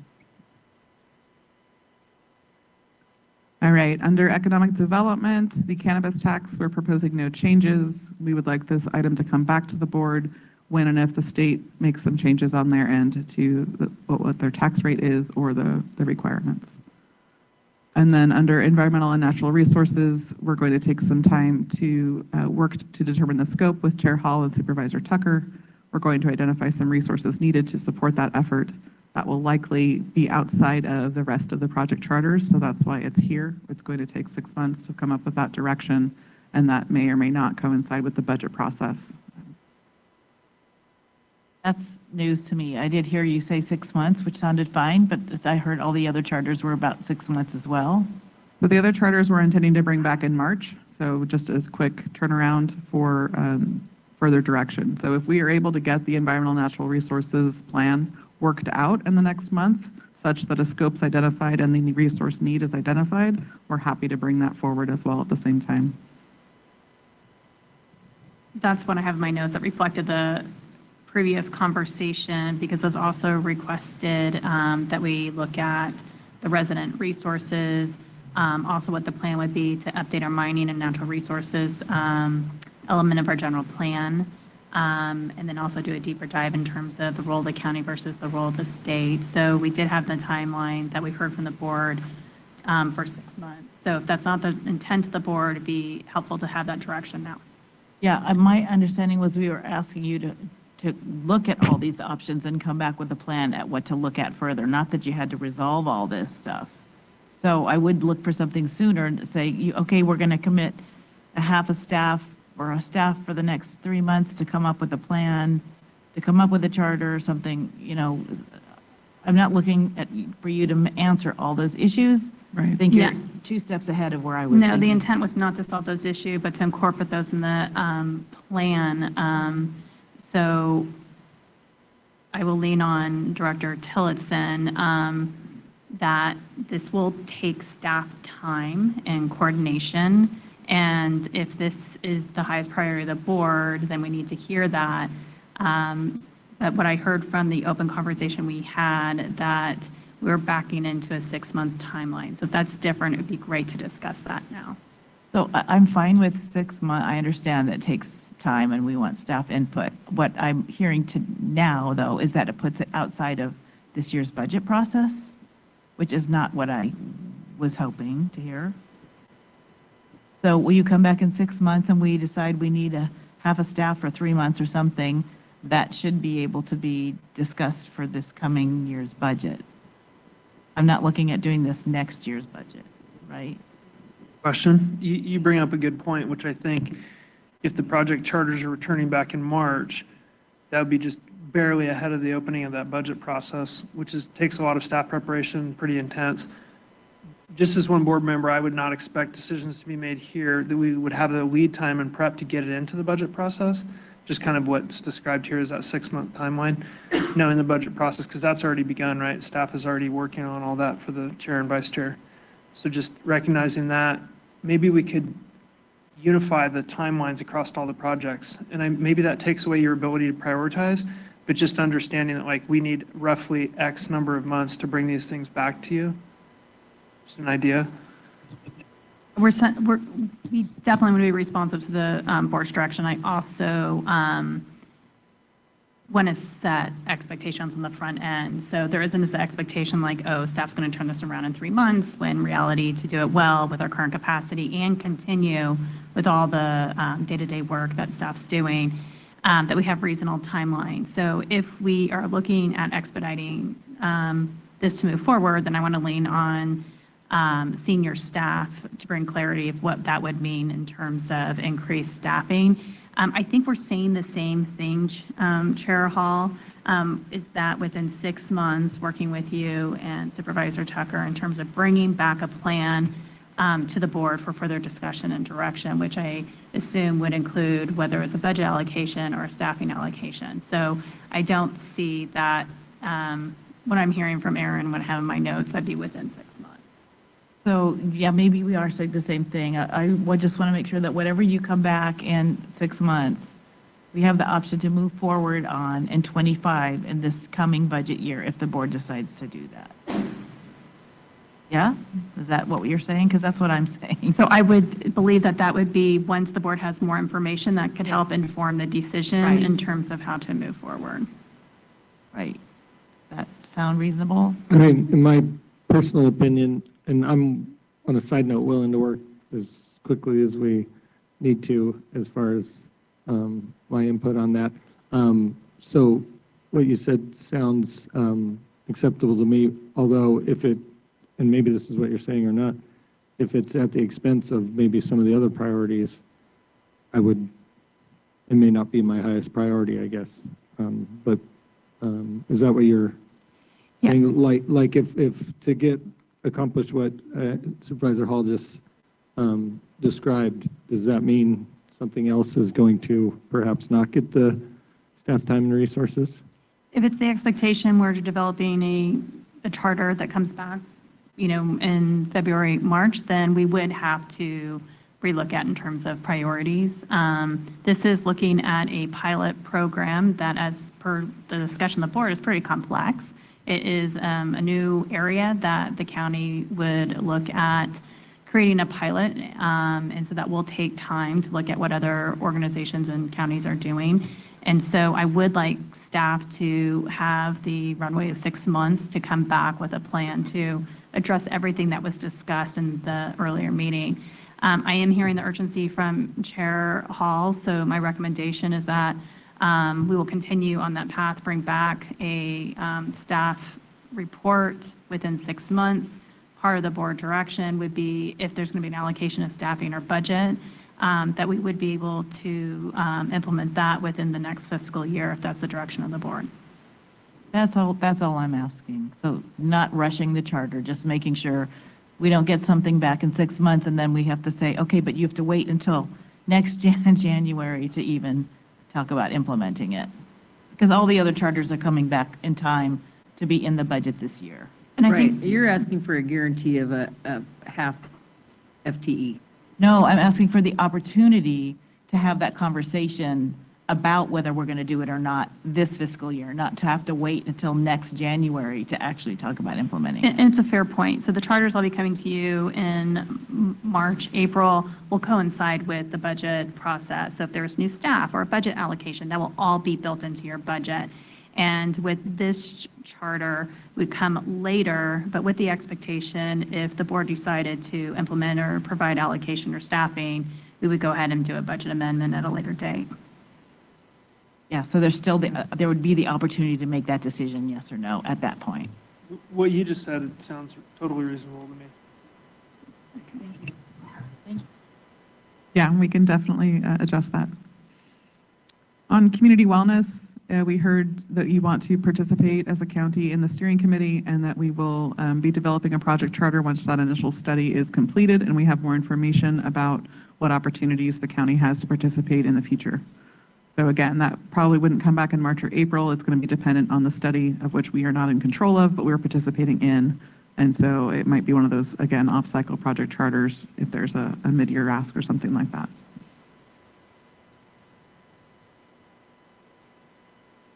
Moving on to fire consolidation, we heard to continue the ad hoc's work and support a community polling or outreach education opportunity led by the fire districts. We would be at the table supporting that effort and also continuing the work of the ad hoc to be very clear with the fire consolidation opportunity, what that looks like, both in terms of a gap in finance and a path forward. So not enough information at this point to develop a specific project charter, but our participation will continue.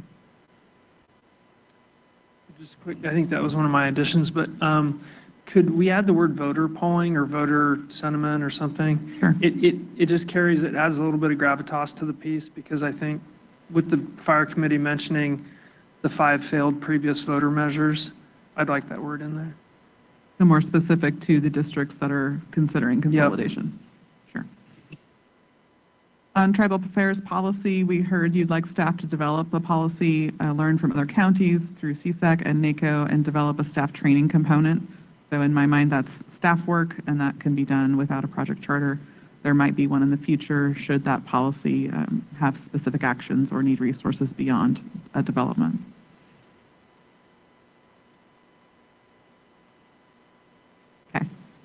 And then similar on East County microtransit, staff's going to take some time to collect data to determine what the need is and also what opportunities may arrive out of that need. And so at this moment in time, I heard a nominal $5,000 contribution. That's not something that's worth a project charter. It'll cost us more to develop that project charter than that $5,000. So.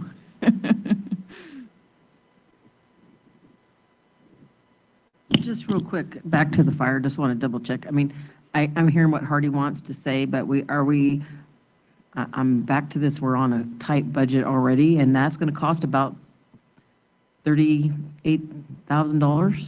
Yeah, so let us go ahead and do some staff research on that, that cost from my experience with previous polling. But those were countywide polling numbers, so maybe it's a smaller footprint. Let us go and do some research in terms of what that scientific polling would look like. Okay, just want to make sure that we're clear there. I mean, like, we're on a tight budget as it is. I mean, we already paid for financials. Does We the had to do board our want to MSR. put a cap on that right now, so we have agreement in terms of what that looks like? We also looked at asking the fire agencies to use the funding we already gave them for that. That was my understanding. We did talk about that, but right now, that's what's funding keeping the station open. And now you're going to take, I'm just saying, like, it's a fine line. They've been very frugal with the money.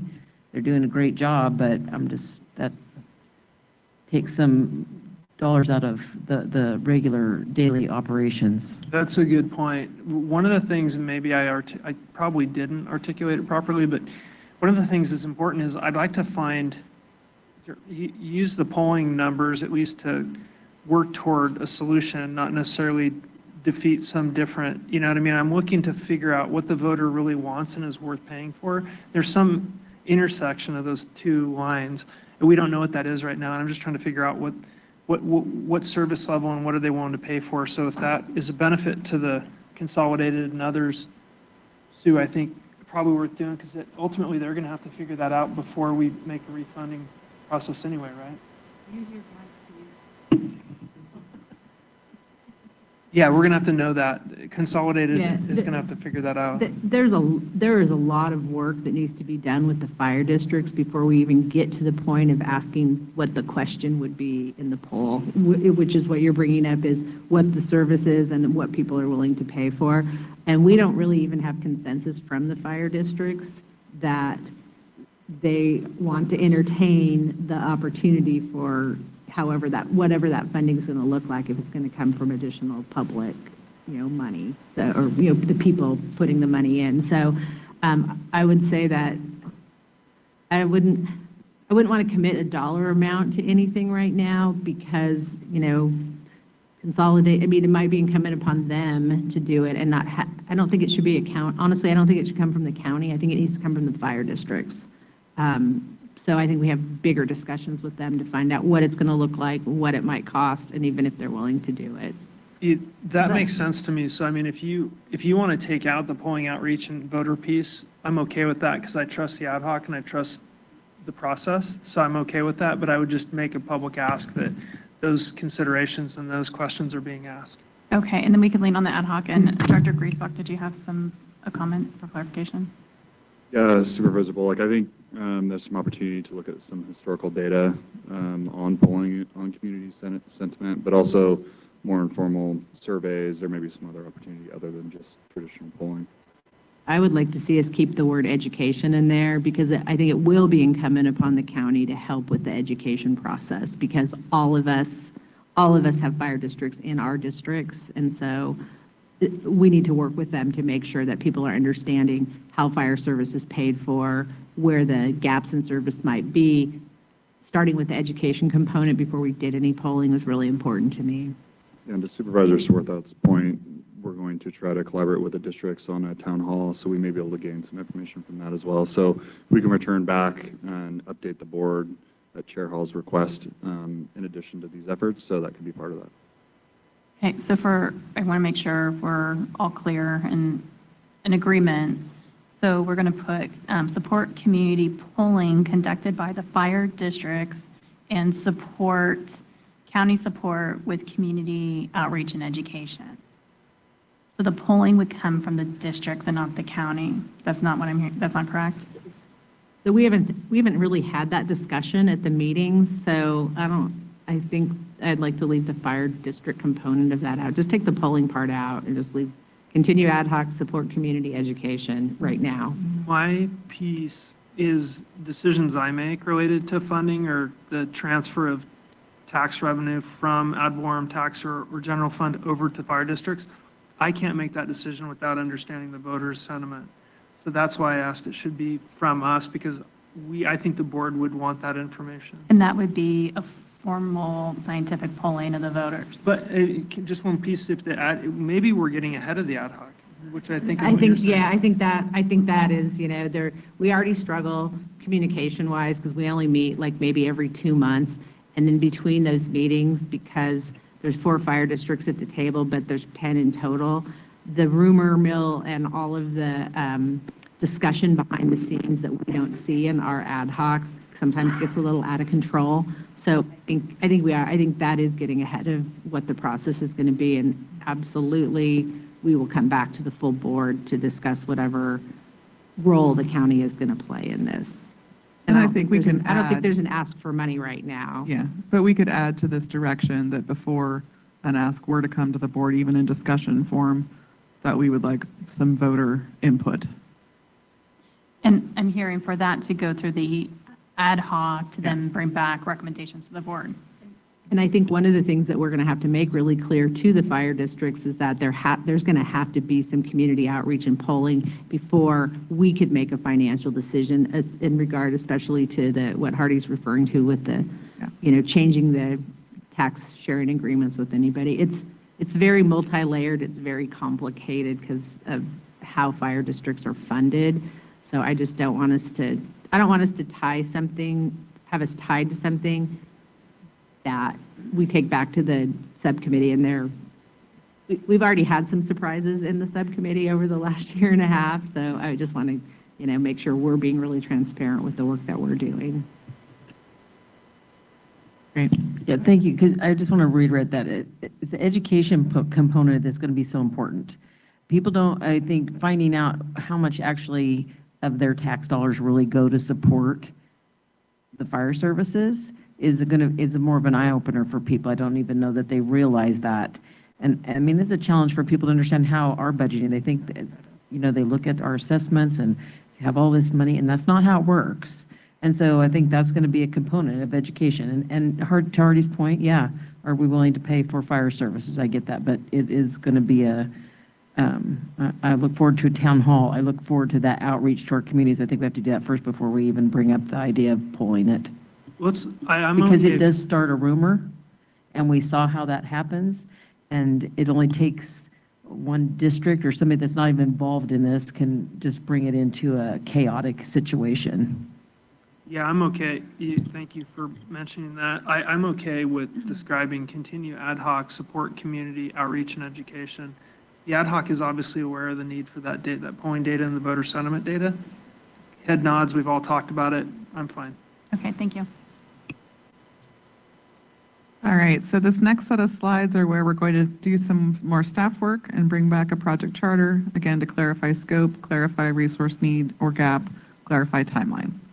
So the first up is homelessness. We heard you wanted to direct funding to be maintained for winter shelters, and that could be a combination of any leftover funding from the current year's allocation that was not used to be $150,000 for next year.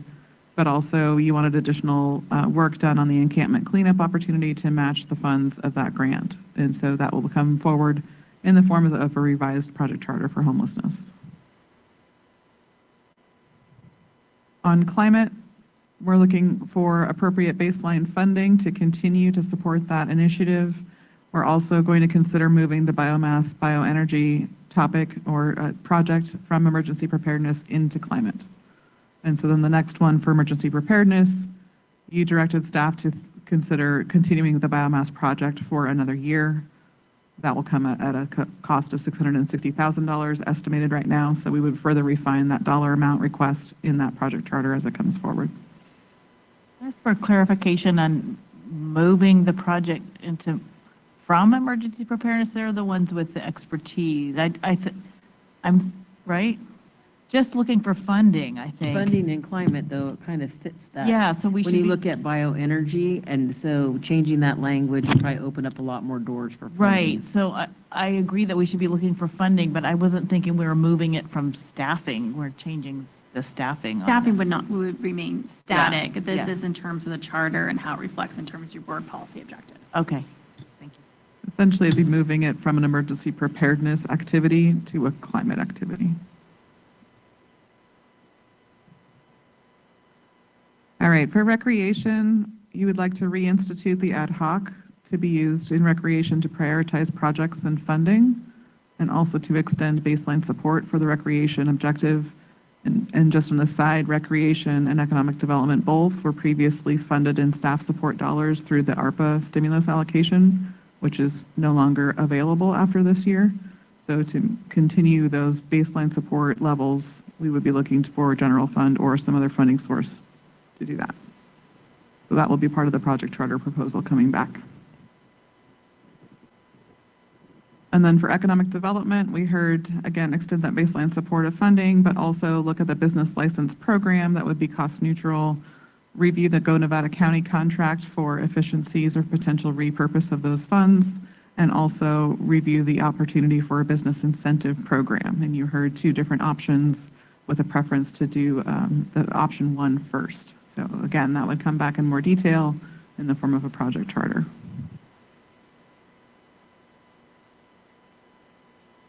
All right, moving on to roadside vegetation. You are supporting expanding an additional annual reach by 40 miles. So basically adding funds to that program to extend out how many miles they can cover in vegetation management. For housing, we talked about homebuyer incentive program, alternate housing, and that's a very generic term for a whole lot of a conversation that was had related to RVs and alternative housing modes. Also supporting the continuation of community land trust conversations and housing opportunity sites. And then for Donner Pass Road, looking at opportunity to engage our partners and to develop options for plowing that second half of Donner Pass Road during the winter months.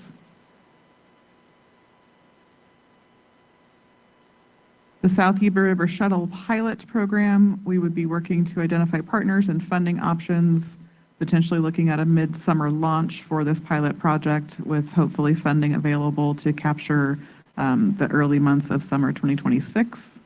That would come forward with a project charter for allocation of resources.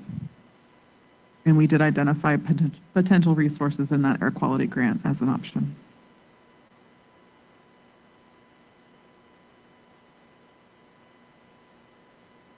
Maybe Allison, you could, you had said 26, but I saw 25 up there, so I was it would asking. be 18 months, and then Supervisor Hook, let me know if we misunderstood your thoughts, but it would take us 6 months to get a program implemented, be halfway through this summer season. These are only going to be a seasonal transportation pilot program, and then all of next summer season, and then it would come back to the board to report out on its effectiveness. Correct, depending on some grant funding. So 18 months, dependent on grant funding. Yeah, I would love, if we, we're talking mid-December, July, it'd be great to have it, if we could start July 1. That's our goal. So we met the first 4th of July. And then for the community spay and neuter program, again, identifying our partners to leverage our county investment, looking to develop a policy and pilot program parameters that would speak to opportunities for a sliding scale for folks who can afford to contribute portions of funding, and then emphasizing an education component of that program. So working in conjunction with the Sheriff's Office, their licensing program changes, as well as creating our own program parameters to move forward on that. All right, that's it. Easy peasy, right? So again, the process from policy direction to project charter, we heard your direction over the last 2.5 days. Our staff will start taking these opportunities to go back and work on those documents. The intention of the project charter is to be succinct enough to be digestible, but also broad enough to capture the opportunities available as we start to collaborate, we start to talk through these options and new programs what's out there for leveraging, what's out there for coordination, what are we already doing that we can either expand upon or improve upon, and also what are we doing that maybe isn't as useful anymore and could potentially move those resources into something else. So staff does a lot of work in consideration of developing these project charters. Again, they will come back to you for discussion and approval and then work their way through the budget allocation process.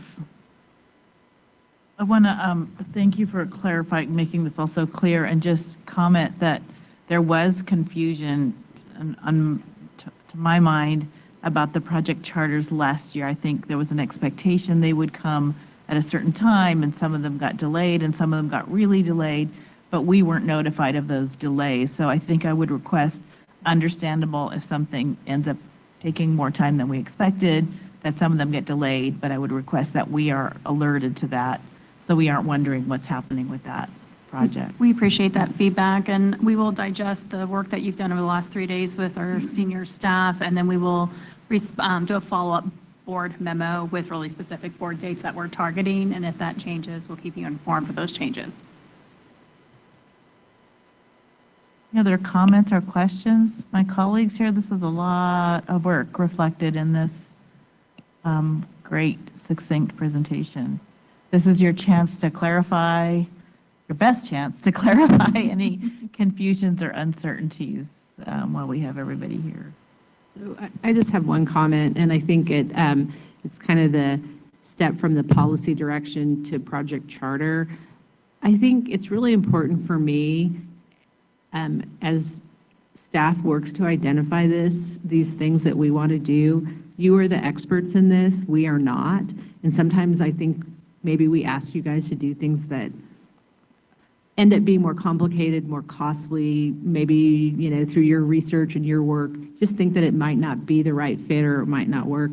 I hope that you'll come back to us and give us that versus sometimes what I have seen, and not specific to the county, but just government in general, is that we as the electeds ask you to do something and you move heaven and earth to get it done, and it's really not practical or feasible. So I really, we need to lean on your expertise, and we do, and everybody's great, but I just hope that we can have those open, honest conversations with staff as we move forward, because, you know, I might come up with like the craziest idea in the world, and I'm not a traffic engineer or a, you know, or a structural engineer or know how to run an animal shelter. So please feel free to come back, and I always like it when you argue with me about stuff, and no one ever does it in the county. I came from the city where the city manager argued with me on every point, so that's what I've always geared up for. You guys are too agreeable at the county, but just be realistic in what we're asking you to do, especially with the limited resources that we have. And I'm always, you know, good, take no well. Yeah. So. No, that's really good feedback, and we hear you. Our job is provide you all the information for informed policy direction. And it is a culture where we take the policy direction of the Board of Supervisors, and our first answer is not going to be no. It's going to look at how can we get there, what's the process, what's the pros and cons, and do it, as Supervisor Bullock said, so you're able to make data-informed decisions. That's going to include performance measures and metrics and what the cost is going to be, whether it's short-term or long-term. So I'm really proud of the work of staff to help guide the policy direction per the board. So, but we hear your feedback, and we'll make sure that all the options are included as we bring these things forward. Yeah, and I just want to add, like, we're not going to be able to do all of these things. And I think you all know that on some level, but we also don't have enough information to put a menu of options before you right now and have you pick and choose. And so really the staff work trying to get those project charters tightened up, a timeline established, a gap established. We want to be realistic with our capacity and resources as well, so that we're giving you options that make sense, that can be successful, and also meet your need. And so really just having us have a little bit more time to work through those options and then present them hopefully all at once or in a significant chunk, where you're able to kind of pick and choose and identify, you know, this might rise in a priority, meaning the timeline is going to be accelerated. It doesn't mean that we're not going to do these other things, but perhaps the timeline shifts by 6 months or by a year, something like that. So those are the type of discussions that I would anticipate having next time we bring these before you, as well as in the budget subcommittee process, when we start looking at the greater county picture and the limited amount of resources, what really rises to the top as a need for our community, and how can we best support that? You, and I want to, just since we're all here, I want to make a comment too. This is for Rob's education. I know you've gotten a lot of training on all this, but just a reminder that the budget subcommittee, which is going to be at some point parsing through a lot of this stuff before it comes back to you, is made up of the chair and the vice chair. It's random. It's not like we're the ones who know the money, or we have, a variety of opinions. There's no real logic to it. It's just, that's how it's set up. So I know that when you're not in the budget subcommittee, you can often feel left out of the decisions that are being made or uncertain about how things are moving forward. So just like with the ad hocs, I feel that happens too. I'm asking us to get more updates from the ad hocs this year. I want to make sure that those of you not on the budget subcommittee, if you feel like you need more information or you're out of the loop, please ask Allison, tell Allison or tell us that you'd like us to come back and let you know where we are in the process. I think it's really hard to stay in the middle of it, and we do it this way, my understanding, to save a lot of time and effort and confusion. I have lots of colleagues who have the whole board go through every piece of the budget, and it's torture. So the idea is to make this work better for everyone, but there is this side effect that sometimes you don't feel like you know what decisions are being made, and that's not how we want to operate. So be sure to ask for more information anytime. We can come back and update. All right? Okay. Any other comments or questions or clarifications?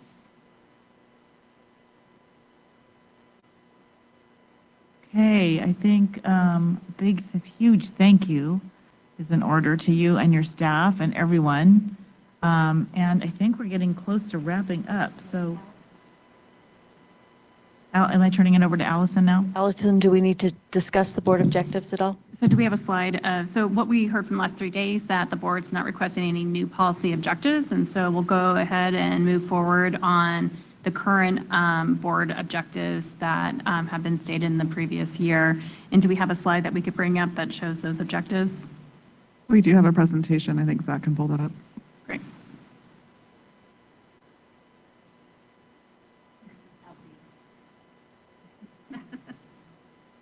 We're supposed to keep it in our habit in our heads by now.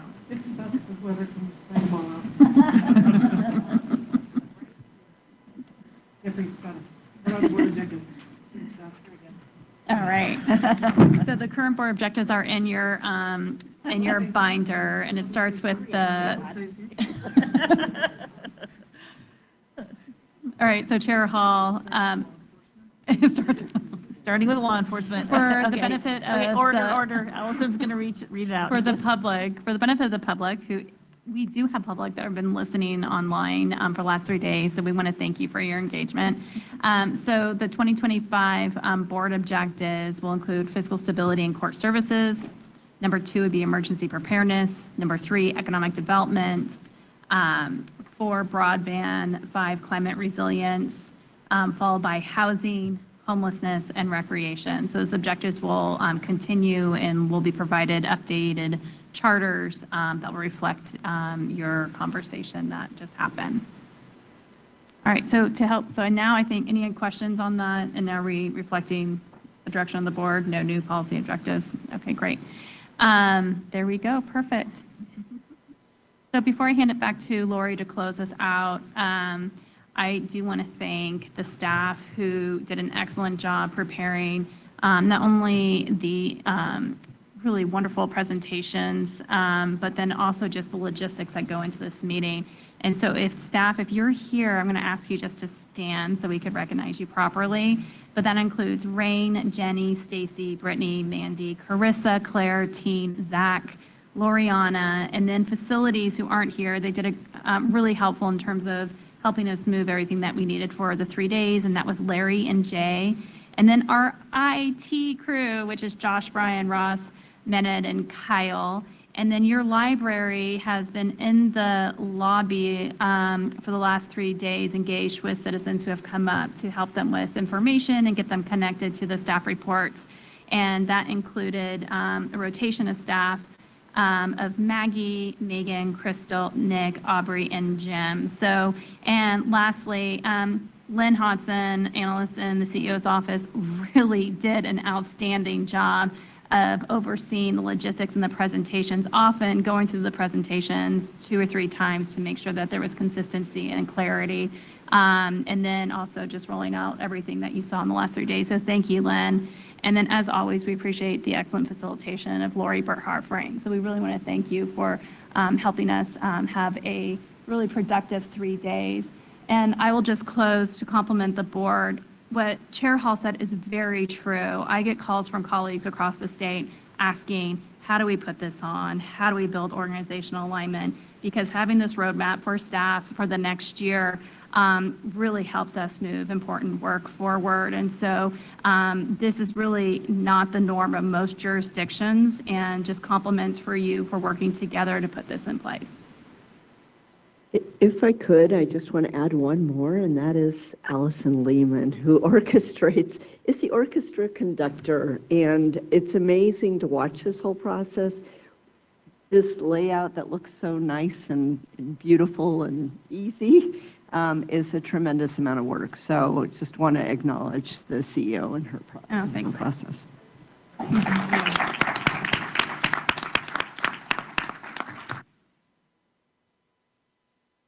Well, every year it just seems to get better and better, and I just wanted to debrief what you've done. Erin did a great job of pulling the 25 presentations that you heard into what your discussions and policy direction came up with, so that you could leave this with action items. And do want to just always acknowledge the intentions that you put into this, your expectations, because that's what comes out, is wonderful conversation, outlining action steps, opportunity for frank conversations to hear what colleagues are thinking, your collective goals, the transparency which allows for the input and decisions, and candid and civil dialogue. So what you put into it is what you get out of it. And now, before we do your final comments, Lynn has sent you all an email with evaluations. So this evaluation is a little bit more in depth, and your feedback, while it's very fresh in your mind, if you would take about 5 minutes, we could just have some quiet for a moment, maybe some quiet music. Then we'll come back and hear your closing statements before we take our photo first, and then we'll have lunch after that. So if you could open up your emails, and that would be just the Board of Supervisors, and we could just have some quiet time by the rest of us so that they can focus.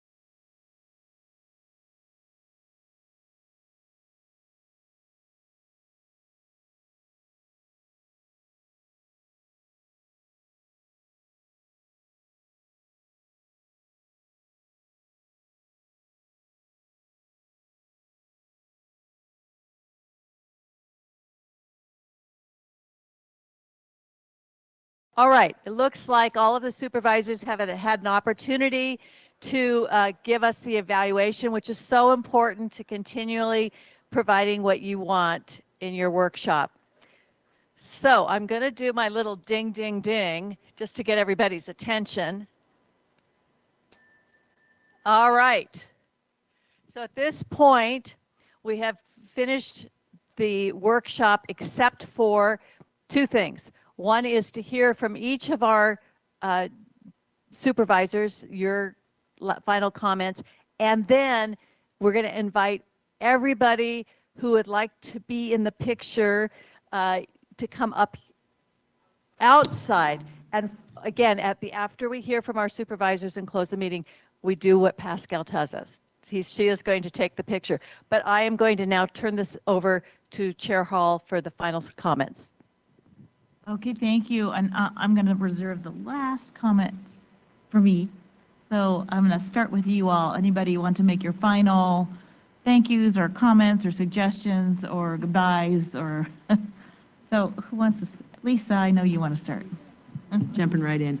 So this is my third workshop as a supervisor, and it gets better. So I just want to tell Supervisor Tucker, if you walk out of here feeling like no one listened to you or you didn't get your points across, it gets better, because I know I left the very first one, 3 years ago or 2 years ago, really frustrated because I felt like I wasn't heard.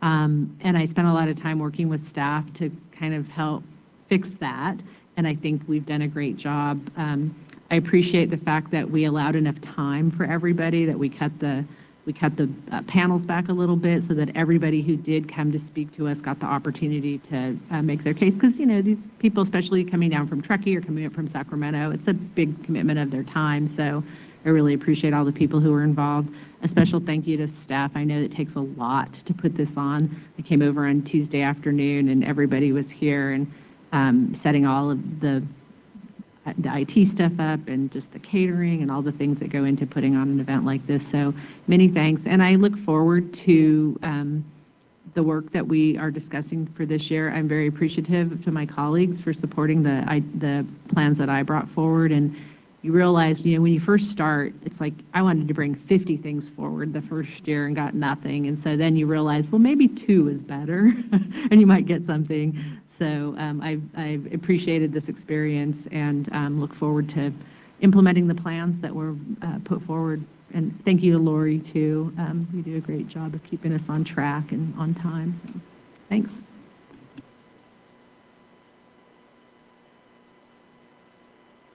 Ready.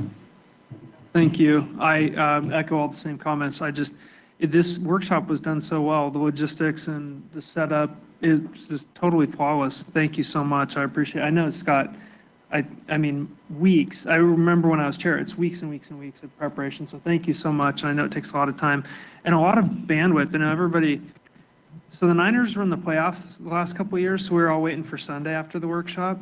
But it's like Friday night comes and you're just kind of like really tired from all the active thinking, active listening. And I guess my point in that is the Niners didn't do well this year. No. They're not going to the playoffs this year. My point is we all really care about what we do, and we put a lot of effort into it on each side of the table. The board and staff and the community that showed up here and worked through those challenges with us. We're a community that cares, and it shows, and I just am proud to be a member of that, and so honored to serve on this board with my colleagues and listen to everybody, and welcome, Rob. I think it's such a pleasure to be working with you and learn more about what your community needs after Ed's departure, and just thank you to everybody. And looking forward to this year's work plan. I think there's a lot there, and Aaron, you said it really well. We can't do everything, and there's understanding on my part that we can't do everything, but I think there's a drive and a motivation to be absolutely the best county we can be. And I really said it last year. I think we can. When you go to NACO and you see other counties, I'm not making comparisons, but I think we can be the best county. We can be the best community ever. Just keep working toward it. Thank you. Well, it's hard to follow what everyone already said. I may be the oldest on the board. Thank you, Heidi. But being fourth in the line of speaking is a little bit of challenging when you guys just really went over everything that happened here. This is my 5th workshop, and we've come so far. It's incredible, the work that you guys all put together to make this. I mean, you've already said that, but it really is. When I think back to being over at the event center, to the different topics that we had to deal with, I think that's interesting here is it's something that changes and evolves every day. You never know what constituent's going to call with an issue, or we need this, or how can you make this happen? And I think that's something that we all sit and listen to. And then when you go through these, we realize we can't do everything, but you pick out those main core services are really going to make a difference in our community. And you all said it again too, we work with such a special staff. I mean, we come to you with questions or complaints, or you name it. We have all these things that you dive right in and help us be the better supervisors that we get to be for this county. And I think that's what's special, because it's those small things that you fix. This is the big stuff, but you also, in the middle of doing this, take that moment to fix the small things that we have to do on a daily basis. And I personally don't know what I'd do without all of you. And I hope you all know you're appreciated by that, seriously. And y'all wore red today, so I love you for that. So with that, just like right now, Josh, my computer's been obsessed. And you stop in a minute in the midst of all of this and fix my computer last night, it still is a little obsessed today, right? But it's those things that make you all so special. And I think it's what gives us the ability to be special to our community. I wish they would all see that. Sometimes you look and we don't think we're doing stuff fast enough, or we all notice that government moves slowly. I learned that I'm like Heidi, the first one I came to this, I'm like, Lisa, like, God darn, I want this, this, and this. And then you learn the budget. And we have a budget. We do a lot with a lot. And Aaron, you've just been a great addition to the team. And I love how you present and keep us in line, because it does. There's things we want to do faster and sooner. And when you look at that overall budget and the work that we have to do, it's challenging. I'm not gonna lie, but we all come and ask, and don't forget, we will do that continually, I'm sure. So with that, I just want to say thanks, and again, what a great opportunity to share with our community and with all of you what we have a passion for in our day. So thanks. Well said. Being the new guy, and I appreciate everybody, all your encouragement. I think I was the last to speak every time and said the least. So I had committed for the public or the closing comments, I was going to be the first. But Lisa beat me to it, and now I'm last. But that's okay. I got to admit, was a bit of a skeptic, particularly about the workshop, in that last year this time I was campaigning, and I remember thinking, why am I going to go sit in the room with a bunch of electeds and government workers, God bless you, to just talk, and I don't know, so I went out and knocked on doors. But this has changed my perspective to a certain extent. And I think, backing up, coming from the private sector, I spent decades running a family business where I was the guy who made the decisions like that. Yeah, I had stakeholders or stockholders, but they were all related to me. So let's face it. So the idea of, I was once again a little skeptical of these processes. I mean, this was a lot of information, a lot of process, and I'm just beginning to learn the behind the scenes and what goes into the budgets, and look forward to continuing to learn. But I think, experiencing and seeing the level of expertise of the staff and the detail of the reports, you realize the value in that, of having those other voices. So maybe I need to apologize to my family over the years for not getting more input and just making decisions like that. But and I think there's a middle ground, like we talked about, the ability to be flexible that government doesn't always do. Although looks like we're going to end hours early, so we adjusted on the fly, and so I like to see that. But no, it's been a pleasure. I've learned a ton, and thank you to the staff who made it easy, my colleagues who are far smarter than me, which makes sense because they all are older than me, so point that out.